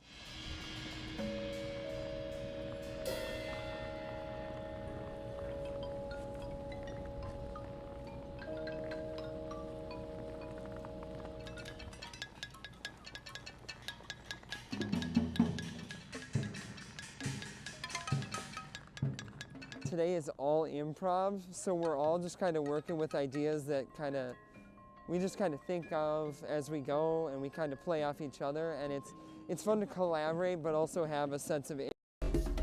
Thanks for watching News and Views on YouTube. Don't forget to subscribe and like our page, and send us a text anytime at 35270.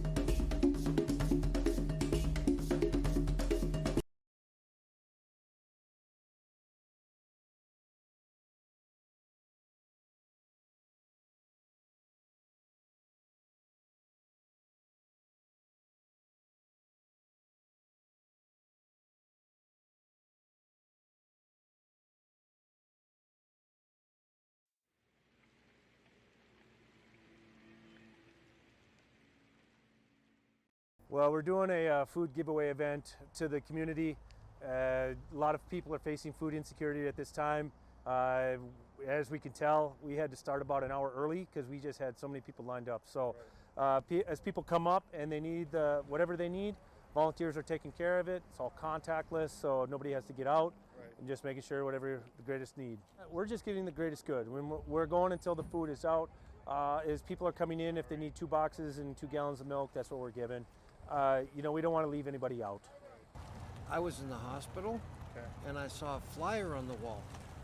And all the nurses were talking about taking people down there to get food and stuff. I got out last night, the hospital last night, and I said, man, I'm going to do this. When I came from Williston here, I lived on these streets for 3 years, caring. And that's what this is. That's the way I see it. Very helpful. I think it's going to be very helpful because I know people that are doing without. I think it's truly remarkable how much need there is out there.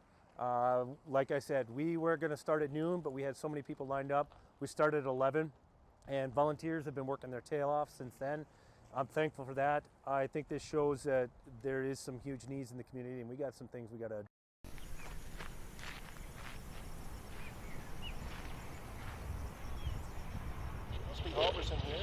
Hey, this is Abby Miller with the Text messages come into our text club at iConsultants of North Dakota, where they agree. They do. Somebody said, was that another bad decision by the North Dakota Republican Attorney General? Claim the oil rights from the tribes. Another one, half of our township is under Lake Ashtabula, and the state pays the township for those property taxes that aren't drawn, so absolutely they deserve the oil. Let me just say this, that as chairman, if you're just joining us, what the argument is that where the Mandan, Arikaran, Hidatsu tribes are, the three affiliated tribes are, this was land that in an agreement with the United States of America was deemed to be the tribal land, right? This happened in the 1800s. This is where your tribe goes. This is what it was. And of course, in many cases, the government now tries and has for years, for a number of different reasons, tried to break those treaties. Now, take a look at the Black Hills. Take a look at, now we love the Black Hills, and we want to be able to make sure that we take some of those tribal lands that were given to the Native Americans there. That, when I say given, that's not right. That's a terrible way to put it.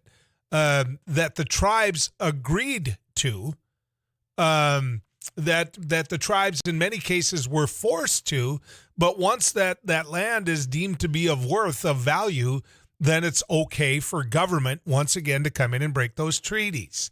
Now, that being said, in this particular case, just so you understand the area, think about Newtown. Think about Lake Sakakawea. Think about just think about the land there, okay? Think about the Garrison Dam. Now, what happened was the federal government decided we needed to put a dam in. Who lost the land? The land that went underwater, the tribes did. The water was held back.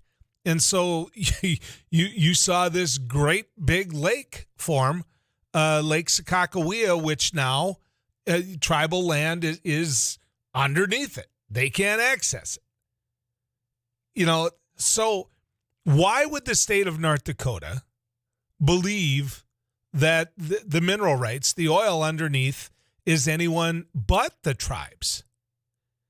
Well, here's why, because it's $1 billion plus. It's a lot of money that the state gets in revenue. That doesn't make it right. That's tribal land. On tribal land and the mineral rights that go with it, that belongs to the tribe. So the ruling that came down to make a discussion out of when you get the fiscal benefit of that, tomorrow, today, I don't care. Pick the day this week. That is theirs, and they should be getting the rights to it. And because it is theirs, and I don't know how you make an argument against that. Here's the other part. When did the state become more powerful in any way, shape, or form than the federal government? They did. When it comes to issues like this, it was always, as you moved up the chain, that's where decisions are made. Now, what's going to happen with the Supreme Court if it gets there? I don't know. At least the federal government right now sees the rights to those minerals being to the tribe. And I think that Mark Fox and the three affiliated tribes are doing the right thing. I do. I'm curious what you think about it, but I do. Let's get to Jim. You're on News and Views, Jim. Hi, Joe. I think I find it interesting you bring up the Black Hills on that. It kind of fits into all this. The Laramie Treaty guaranteed the Native Americans the Black Hills for basically all of eternity. And they had it. And it was their sacred land. Beautiful. The Black Hills are beautiful until they found gold on it. Mm-hmm. Then they figured out a way to steal it away from them. And I believe they did sue the federal government on that, and I think they were awarded like $150 million. But the tribes refused to take it. I think it still sits in a trust waiting for them, but they won't take it. They want their land back, and I don't blame them. That was one of the biggest damn screw jobs that our government ever did to the Native Americans in this country. Agreed. I mean, it isn't just that land, but here we see it again. If you're a resident of West Fargo, I recognize the voice. You call in every now and then. Should North Dakota, I as a North Dakotan, you as a North Dakotan, be getting the fiscal benefit of that oil revenue? No, absolutely not. It's their land. Right. Absolutely, it's their land. I mean, I don't know. Don't we have enough wealth out there in the western part of the state that, I hate to say it, but they get mocked at, that we took from them out in the first place, that we got to go for, just get that little extra bit out of them too? Yeah. Can't we just let them have a little something? Thank you, Jim. Here's the other part. Drilling next to the lake was controversial. The state decided, you bet we're gonna. Right? Drilling, that decision should never have been made on tribal lands by the state. It shouldn't have been. It should have been made by the tribe. There should have been a voice.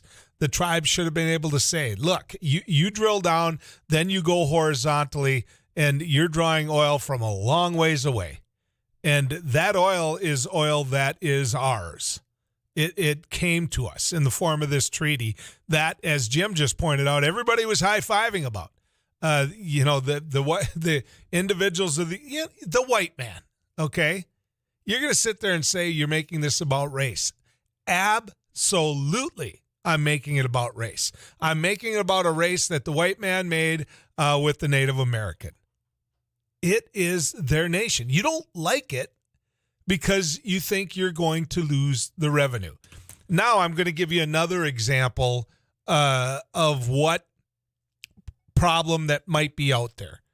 So the Spirit Nation, okay, think Devil's Lake. Then you've got the Chippewa. You've got the Turtle Mountain. Okay, these two nations wanted to be one legislative district. That way, population-wise, they would be assured of Native American representation in the legislature. It would increase the amount of Native Americans in the legislature. Now, the problem, as that argument was going on, was that those two nations are 90 miles apart geographically. Now, my question of you is this. Could you draw a legislative district that isn't connected legislatively or geographically? I'm sorry.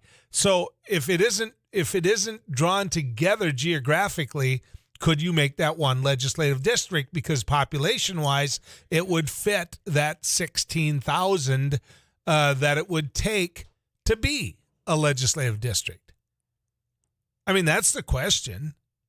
The question is, did they have a right to that? Now, part of the argument that you could make as the legislature and as the committee that drew up the plans and as the overall legislature that looked at this was the argument of that, it's my understanding, came late.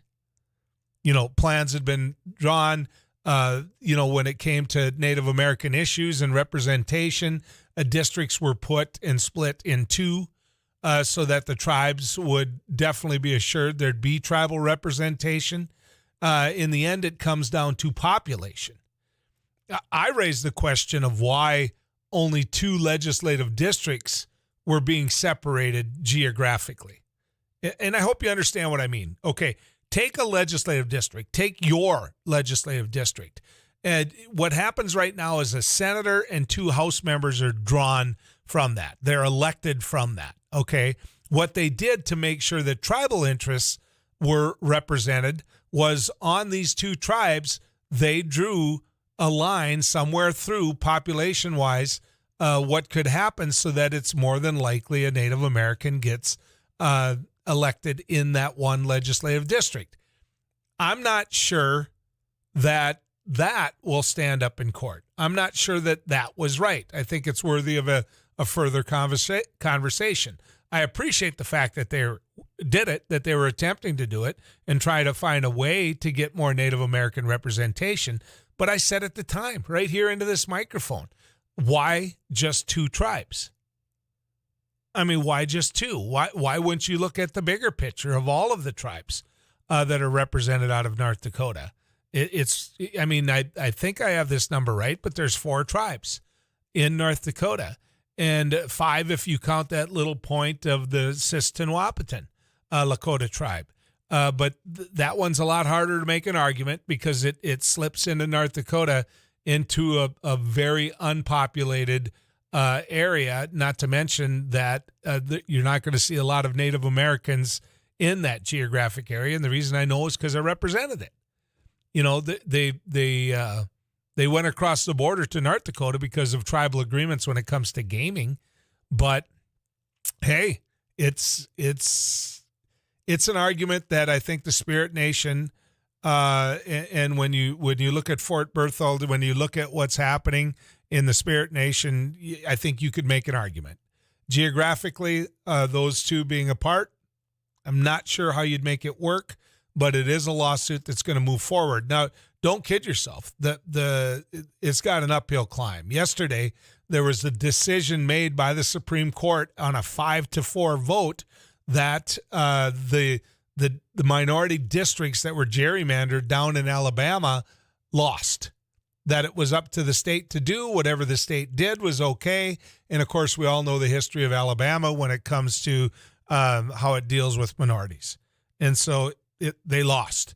Now, if that's a precedent, this case being made in North Dakota has, I believe, little chance. But we'll see how it shakes out. I think that we've got Too Tall Tom Szymanski. Let's find out what's going on in our weather.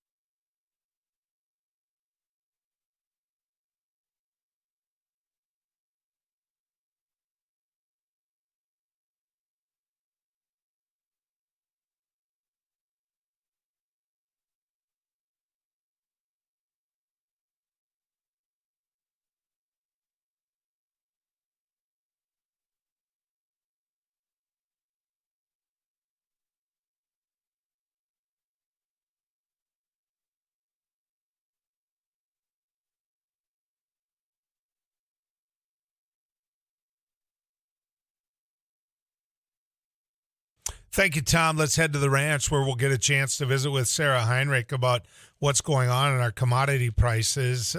Sarah, there's a lot of things being talked about with the I don't know what you call the trucker convoy or whatever you call it, but it's going to affect, if it keeps going, fertilizer coming in from our neighbor Canada.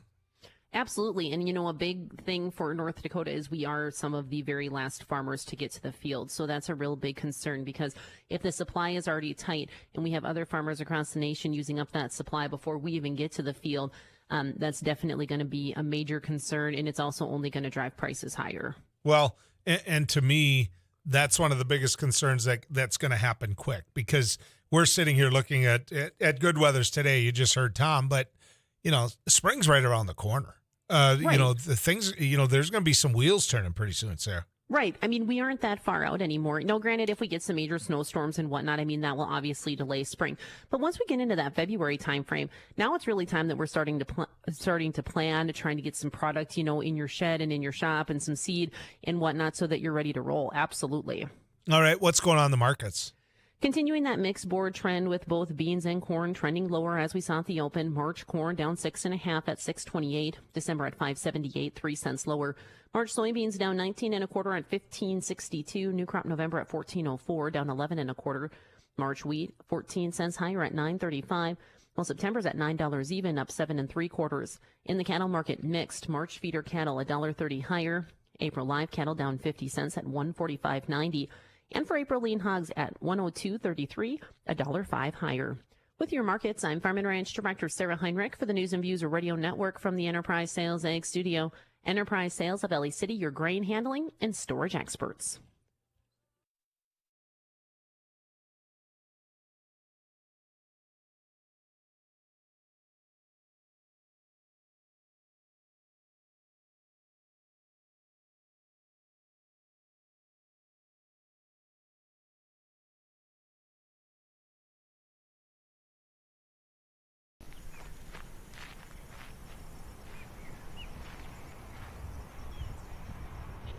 Here with another News Radio. Hey, this is Abby Miller with the Derek Hansen, Couch Potato Radio. Did you see that? It Takes Two. Doug Miller with the morning crew this morning. Paul Jerkins, News Radio. Amy Eiler with It Takes Two. This is Jack Michaels, Voices Force. Too tall. Joel Heitkamp here on the Mighty Sarah Heinrich. Tyler Axis, your home. The Mighty 790 and 104.7 FM KFGO. The names you know, the voices you trust. Well, we're doing a food giveaway event to the community. A lot of people are facing food insecurity at this time. As we can tell, we had to start about an hour early because we just had so many people lined up. So as people come up and they need whatever they need, volunteers are taking care of it. It's all contactless, so nobody has to get out. And just making sure whatever the greatest need. We're just getting the greatest good. When we're going until the food is out. As people are coming in, if they need 2 boxes and 2 gallons of milk, that's what we're giving. We don't want to leave anybody out. I was in the hospital, and I saw a flyer on the wall. And all the nurses were talking about taking people down there to get food and stuff.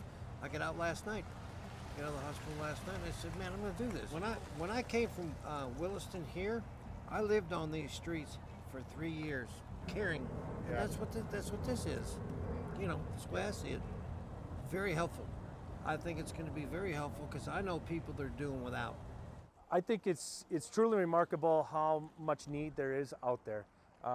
Like I said, we were going to start at noon, but we had so many people lined up. We started at 11, and volunteers have been working their tail off since then.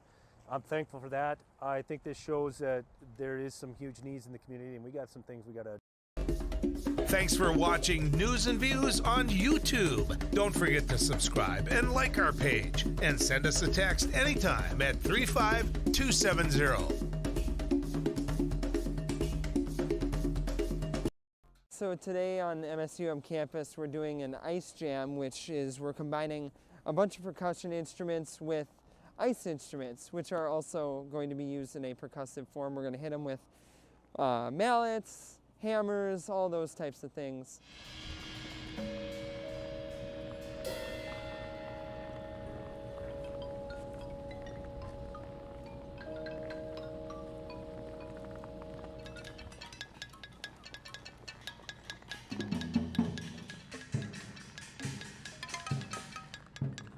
Today is all improv, so we're all just kind of working with ideas that we just kind of think of as we go, and we kind of play off each other, and it's fun to collaborate but also have a sense of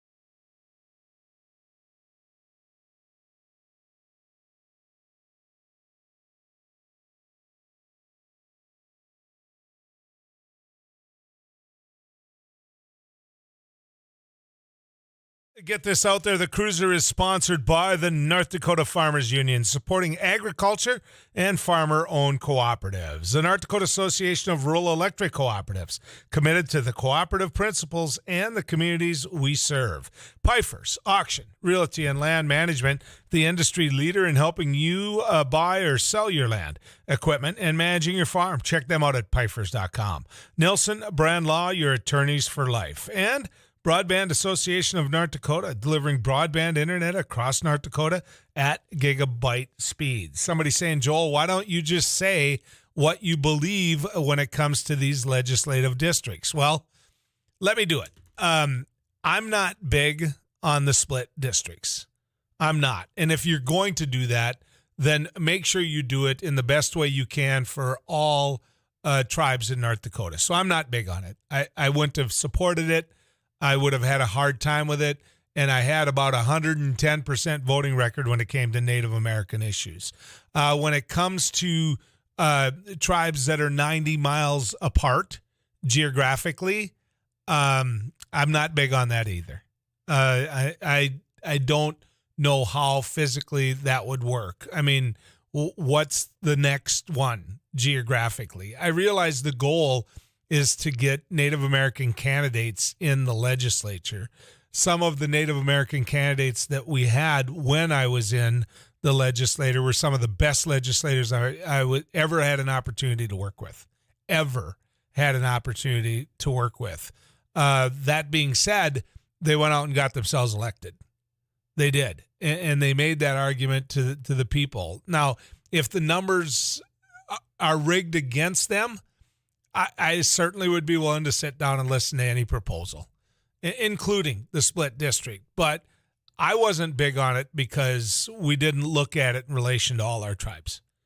So if that gives my opinion and you think it's weak or you think it's wishy-washy or you think all of those things, I guess I can understand it, but it doesn't change my opinion. I don't know what yours does. Somebody said, thank you for bringing up the awareness of today and what you did on your show. Very educating. I hope so. I hope you had a chance to get what the tribes go through. When we come back, we're going to talk with some biker boys right after this.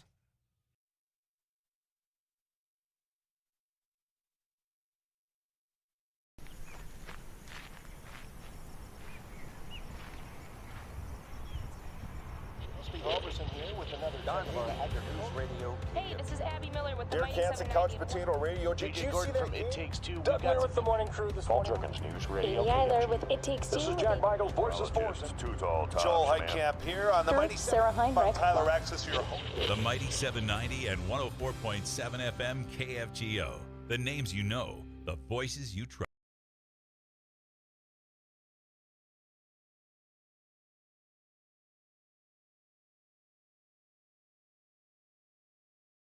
Well, we're doing a food giveaway event to the community.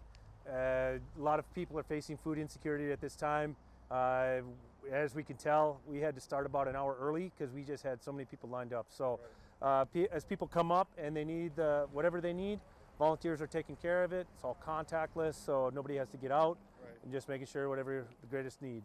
We're just giving the greatest good. When we're going until the food is out. As people are coming in, if they need 2 boxes and 2 gallons of milk, that's what we're giving. We don't want to leave anybody out. I was in the hospital, and I saw a flyer on the wall. 8 degrees. I'm Paul Jergens. The city of West Fargo has fired Assistant City Administrator Timothy Solberg. He was terminated for actions related to his arrest by Fargo police for domestic assault at his home. He was employed by the city for about 10 years, working in the planning department prior to becoming the assistant administrator. He's charged with felony counts of aggravated assault and preventing arrest. Solberg had been placed on unpaid administrative leave during the internal investigation. The city has posted the job opening with a salary of up to $132,000 a year. A group of Democratic lawmakers, including House Speaker Melissa Hortman and Majority Leader Ryan Winkler, will unveil a bill today to ban police from using no-knock warrants in Minnesota. KFGO News Capital correspondent Bill Werner. The bill is prompted by last week's SWAT team raid at a downtown Minneapolis high-rise apartment that led to the police fatal shooting of Amir Locke. Governor Tim Walz has said he would sign such legislation, but Maple Grove Republican Warren Limmer, who chairs the Senate Judiciary Committee, says he's not inclined to support banning all no-knock warrants. Limmer contends there are times police have to use extreme measures to make an arrest or the public is in danger. Limmer's House counterpart, St. Paul Democrat Carlos Mariani, says his committee would hear that bill as early as next week, and the plan is to move it forward as a standalone measure. KFGO's Bill Warner in St. Paul. Leaders in the Twin Cities are now weighing whether to lift the vaccine mandate for restaurants earlier than planned. That mandate went into effect last month and requires customers at all restaurants and similar businesses to be vaccinated or to have a recent negative test for COVID-19. A proposal to allow voters to decide whether to expand online sports betting across South Dakota has narrowly passed the state Senate. The proposal would ask voters to change the state constitution. It passed by a single vote in the Republican-controlled Senate. To get onto November ballots, it still needs approval in the House. It faces opposition from Governor Kristi Noem. Lawmakers' push to expand sports betting comes 2 years after a constitutional amendment passed with 58% of the vote and allowed sports wagers to be placed in Deadwood. KFGO Weather Center forecast. Meteorologist Tom Szymanski is expecting a high in the upper 30s this afternoon. Looks like some clouds moving in, partly to mostly cloudy, wind picking up. And it looks like we will have a chance of light rain showers. Wind out of the west-northwest eventually, 15 to 35 and gusty. Cloudy, windy tonight, possible showers before midnight, and that light rain may be mixed with a little light snow early. 24. Tomorrow, mostly cloudy, windy, scattered flurries, high in the morning of about 25. 34. Then Thursday, mostly cloudy, windy, chance of light snow, light rain. Fargo-Moorhead, it's 38 and sunny. Paul Jerkins, News Radio, KFGO. Thanks for watching News and Views on YouTube. Don't forget to subscribe and like our page. And send us a text anytime at 35270.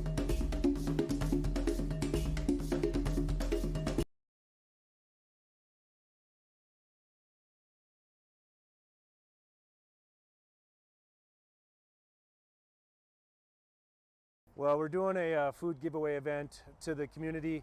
A lot of people are facing food insecurity at this time. As we can tell, we had to start about an hour early because we just had so many people lined up. So as people come up and they need whatever they need, volunteers are taking care of it. It's all contactless, so nobody has to get out. And just making sure whatever the greatest need. We're just getting the greatest good. We're going until the food is out. As people are coming in, if they need 2 boxes and 2 gallons of milk, that's what we're giving. We don't want to leave anybody out.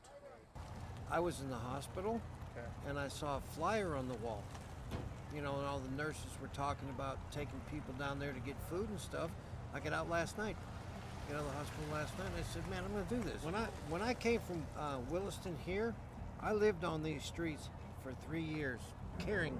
And that's what this is.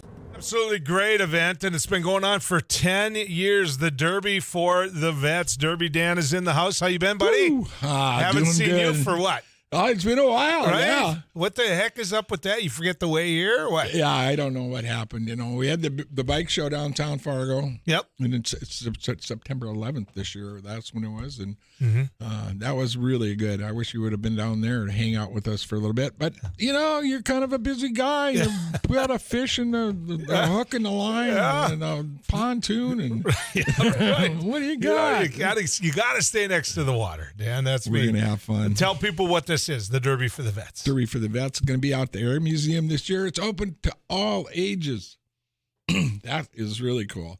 We can have literally hundreds and hundreds of people there. We have no idea if we're going to have 100 entries or 500 entries. Could go either way, but we're ready for anything. We're going to have a silent auction that's insane this year. What is entering so that people understand? Entering your 5-ounce Pinewood car only costs $20. You can get a kit when you sign up. You might even have a kit from, Boy Scouts or anything like that, so bring that on down. There's a lot of very incredible looking cars that are coming. I just got a call from another guy from North Carolina this morning. He's sending his car overnight. What's the rules on what the car has to be? The car, it's 5 ounces, and it's Boy Scout rules, so they're everywhere. It's really easy to find, and they come with the kit and all that. So as long as you got a Boy Scout legal car, you can race in the Battle of the Brands class or the championship class for Derby for the Vets. That's the big one. You get your name on the rock then. Okay. So what does the car have to do anything? I mean, what do you mean? What do you want it to do? It doesn't even have to look cool. I mean, it can be whatever you want. Do the tires need to roll? Well, that's a good, that's a good start. You want to have your car perform pretty well, and we have on Derby for the Vets. We have really good tips from Performance Pinewood. Those guys are amazing. What they've done to. Since their business actually came from Derby for the Vets. They were competitors and turned it into a business, and now they're just rocking the Pinewood world with all their helpful hints and everything like that. This is a world. It is. The Pinewood world. Describe to people what you're getting at with that. He just brought in, and we're on YouTube, so hopefully some people saw it. Hold it up again. You can see the camera there right in front of you, but... the award is absolutely stunning in my personal opinion. But explain the Pinewood world that people live in. We really did this because it's very inexpensive. I mean, the kit, the entry, everything, everybody can play at $20. Mm-hmm. And if you don't have a car, come out and have a really good time. The Pinewood world is been around for a really long time. I mean, seriously, as long as I can remember, there was Pinewood derbies. Right. Exactly. Yeah. I just made my donation and got more than I think I probably put into it, but I got a great cup out of the deal. My guess is those are going to be there. People open up and their wallet a little bit, and they're going to be able to get one. Yep. And all the profits from that also go to the Derby for the Vets. So what are you doing here? Where's the money go? The money's going to go to the VA hospital services out there.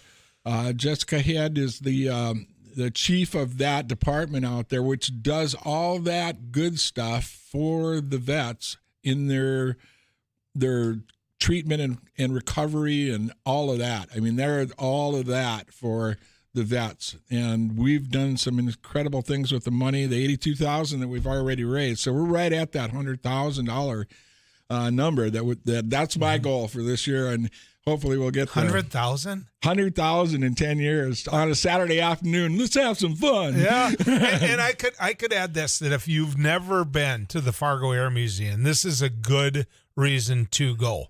The Fargo Air Museum, huge advocate for it. Just a beautiful place. The tons of volunteer hours that have gone into it. And what better place to hold this, Dan? It's the best backdrop ever. And our live streaming we got this year and everything, it's going to be a heck of a production out there. The Air Museum is so fascinating. And it's not like, I don't want to watch Pinewood cars go down the track all day either. Mm-hmm. So I might just escape and go look at some other stuff around there. We're going to have some really cool vendors there. Honor Flight's going to be there. United Patriotic Body is going to be there. We have other vendors, food, beverages, adult and children. We're going to have juice boxes and everything. D&S Beverages has got us covered, and it's going to be quite a day out there. I want to throw these out because when people sponsor something, I think their name should get out there. Cashwise, Sanford Health, Dakota Monument Company, PetroServe USA, the Veterans of Foreign War, Total Balance, the Fargo Jet Center, Hanson Runswold Funeral Home, Urban Toad, Fargo Underground, United Automotive Tech Center, Rustica, Eatery and Tavern. Haven't been there. Oh, that place is great. Yeah, right over in Moorhead there, right on Main Avenue. What's the HB? HB is Sound and Light. Okay. They're changing their logo to HB. I don't know. Okay, cool. Yeah. Fargo Air Museum, or north of Normal. Fargo, West Fargo. Oh, okay. So we got the chamber. We got Charlie Johnson. Yep, Charlie. Everybody knows Charlie. Right. Talk about a guy getting things done. Geez. Working his butt off. Yeah. Spider and Company, Boy Scouts of America, Sir Speedy, Fargo Air Museum. Now you're getting into the areas where I can't read it. Performance Pinewood. Oh, okay, I get it. Right. Frostival, Riverson, Red Hen, Budweiser, and Heartland, and quite frankly, us. And I'm proud to see the Mighty 790H KFGO be part of this as well. I'm so glad that we got you guys on board this year, and it's just fantastic for the 10th. Yep. So, any money to walk through that door? Oh, geez. Oh, the auction stuff is stupid crazy. Right. People are so great in this community. This is a whole community raising event where you can bring your kids out there. They can learn some stuff. The Air Museum, the giving, all of that. Being a good community partner with Fargo-Moorhead area is a great. This is something you'll remember. A 5-year-old will remember when they're our age. They will. Yeah. I mean, that's man, wasn't that cool? Yep, that's a good way to put it, Dan. Yeah. You take a youngster there, and they're going to want to be there next year and the year after. So it's a wonderful way to put it. Also, to get that money to the VA. Yeah. I've got a good friend that works there, in Jane Matichek. She's with the honor flight, and she isn't the only one. I shouldn't just mention her name, but. She talks about the projects at the VA and what the VA does. When I got into the VA to go say goodbye to Larry Risfit, a friend that worked here, I didn't realize what a job it did in terms of just sheer size and the people that went through it. So, Dan, you're doing the right thing there. Yep. They've been good stewards with the money that we've raised from the Derby for the Vets, plus all the other corporate people that donate money to the VA hospital. Mm-hmm. It takes a lot to make that, a top rated. It's always top rated. It's either number 1 or 2 or 3 in the country. What I got a kick out of is you heard a negative thing or two about a VA hospital down in Arizona. I remember that. And the first thing you did was check here. And instantly on this show, we had vets call in and say, whoa, wait a second here. You need to know that the care I got at the VA there in Fargo, which is the VA that people in Williston and Crosby and whatever go to. I mean, it's their VA with the services that need to be provided. The care they got here was above and beyond. Yep, everybody says that. Yeah. So keep that in mind. It's a wonderful cause. So, there's no, you guys behind the scenes going, hey, that one's going to win. We should talk about the Mayor's Challenge a little bit. Yeah. Because that might be some hanky-panky going on there. I just can't understand how those guys get away with it every year. But I tell you what, that's one of the most fun races that we have all day long. And we opened the show with that right after the opening ceremony. The opening ceremonies this year are going to be absolutely incredible. I'm just going to be one of those deals where you're holding back the tears, and the emotional part of it as a community is going to be just unbelievable. Mark Lindquist is going to sing the national anthem. He gives me goosebumps whenever. I know. He's so much fun, and what a ball of energy he is. He's over the top, though, man. To keep up with a pace with that man, he's out there working his tail off, and I'm a huge Mark Lindquist fan. Yeah, me too. Huge fan. So, so what day? When do they go? Let's get them there. Yeah, Saturday. Saturday opening ceremonies right at noon. We're calling it the liftoff for the opening ceremonies at noon. The doors are going to open up at 10 o'clock for last-minute registration, tech, and all that stuff. So we're going to be ready to roll at noon, and we should be all done with the program about 3:30. All right, let's get to the rumors now. Yeah. Don't start. I'll start, okay? Yeah. I heard a vicious rumor from a good friend and a man I respect immensely that somebody's thinking about retiring. And I don't think that Derby Dan should get a chance to retire. I think he should be forced to stay on. What do you think of that? Well, I don't know. We can work out something there. I don't know. We'll see how. If this one turns out really good out there, I'm going to be energized to make that 11th happen out there too. think about the money you've raised, though. Yeah. The people you've surrounded yourself with, and, quite a job. Is there anything that we didn't get out that you want to get out? Oh, boy. Help the mayors. Help your mayor win. Give him $20 or something. Which mayor's going to win? I don't know. Come on. I don't know. Shelley Carlson's my favorite because I live in Moorhead. Moorhead? Yeah. And she's been, we talked her into being part of News and Views some. Yeah. And, it took a while to get her warmed up. I think maybe she left here and realized when people called her that people would hear some of what we even had her in for our pick 'em or stick 'em for the NFL. She did great on that. She's awesome. She's a great ball of energy. In fact, that's why we picked her for Grand Marshal this year, too. Yeah. Well, you only got about 10 people from Fargo wanting to be the mayor next year. So you've got a mayor this year. Right. Mahoney was feeling pretty bad that he's gone from champion to last year. Dardis is the defending champ. Corey Peterson from Horace. Corey is dealing with all the growth issues. Oh, my gosh, yeah. So these guys are going to get out there, and they're going to throw down, and the one that raises the most money gets a little tune-up from Performance Pinewood.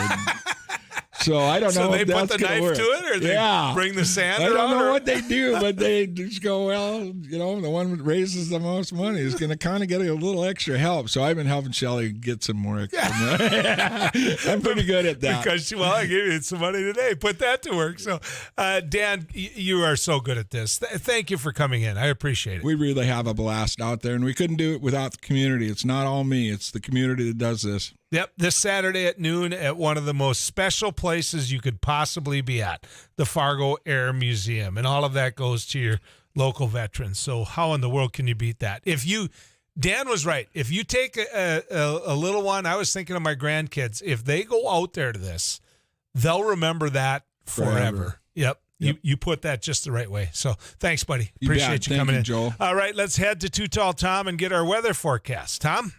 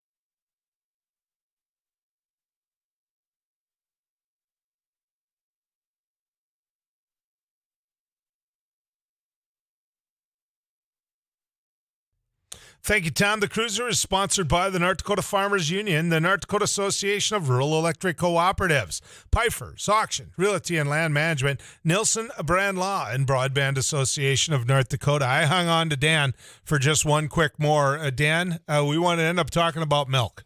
Yeah, Haley's Milk Run. Haley and her dad, Paul, are going to be part of our opening ceremonies, too, because really what we want to do is help celebrate these fundraisers that come out of nowhere. I mean, what is Haley's Milk Run? She started raising money to get enough money to pay for milk for any student in school that wants or needs milk. And now they raise tens of thousands of dollars every single year with their motorcycle run every year. Ah, cool. All that. It's just super fun. I got so many of my friends that go on that every year, and they go, God, there's so many people. It's so cool. Great. Sounds a lot like IBAN, where they're putting beef in schools, too. People like that. Yeah. Dan, thank you. You bet. Good to talk to you. When we come back, we'll close out this version of News and Views.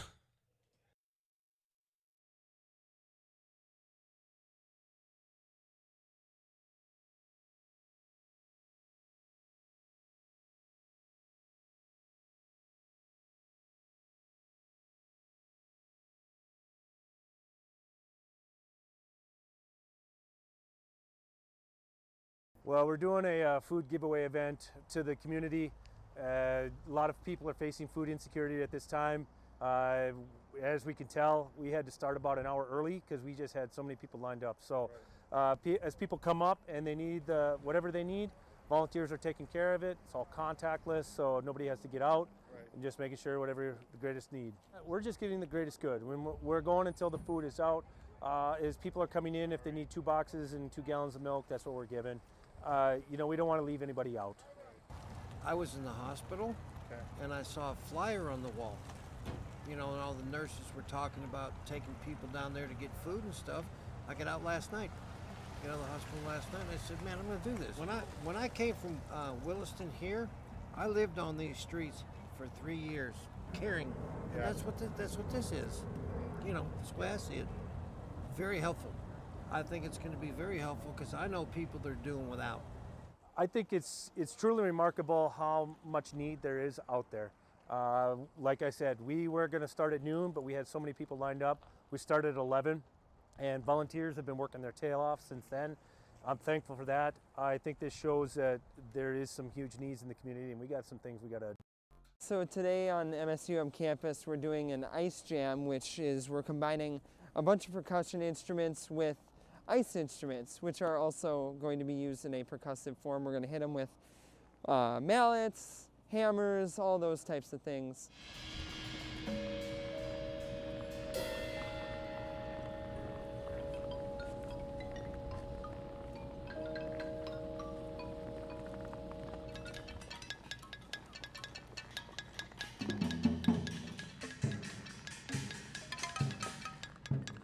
Today is all improv, so we're all just kind of working with ideas that we just kind of think of as we go, and we kind of play off each other, and it's fun to collaborate but also have a sense of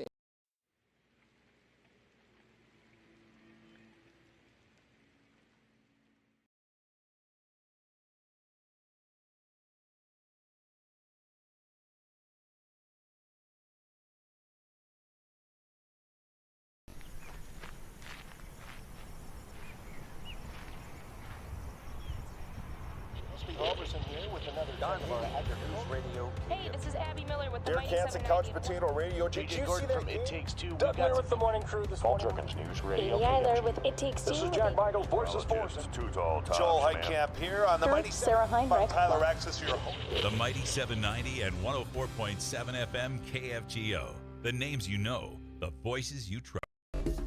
Thanks for watching News and Views on YouTube. Don't forget to subscribe and like our page. And send us a text anytime at 35270.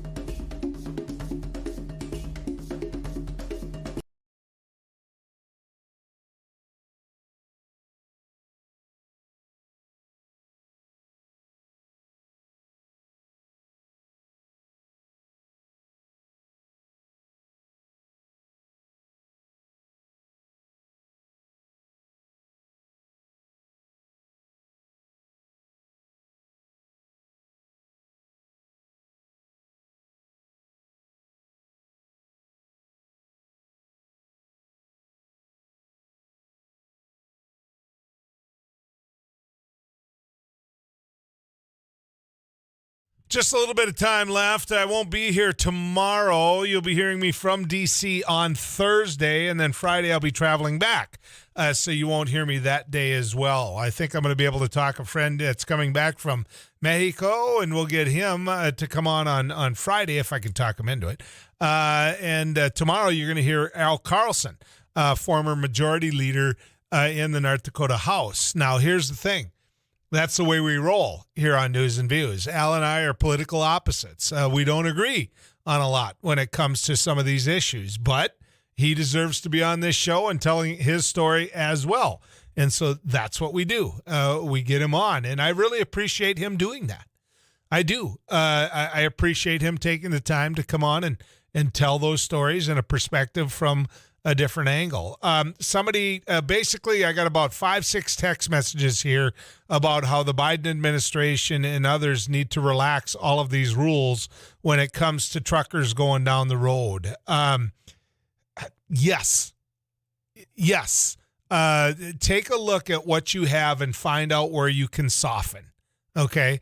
Take a look at why they're quitting and find out why you need to change some things, because I think you will. We are short truckers, and we put too much in front of them, and we make it too hard to do. And these guys are so skilled, they could go anywhere.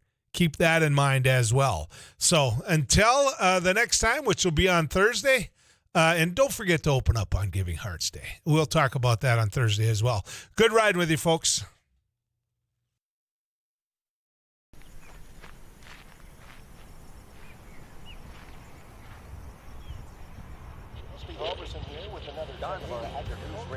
Hey, this is Abby Miller with the Derek Hansen, Couch Potato Radio. Did you see that?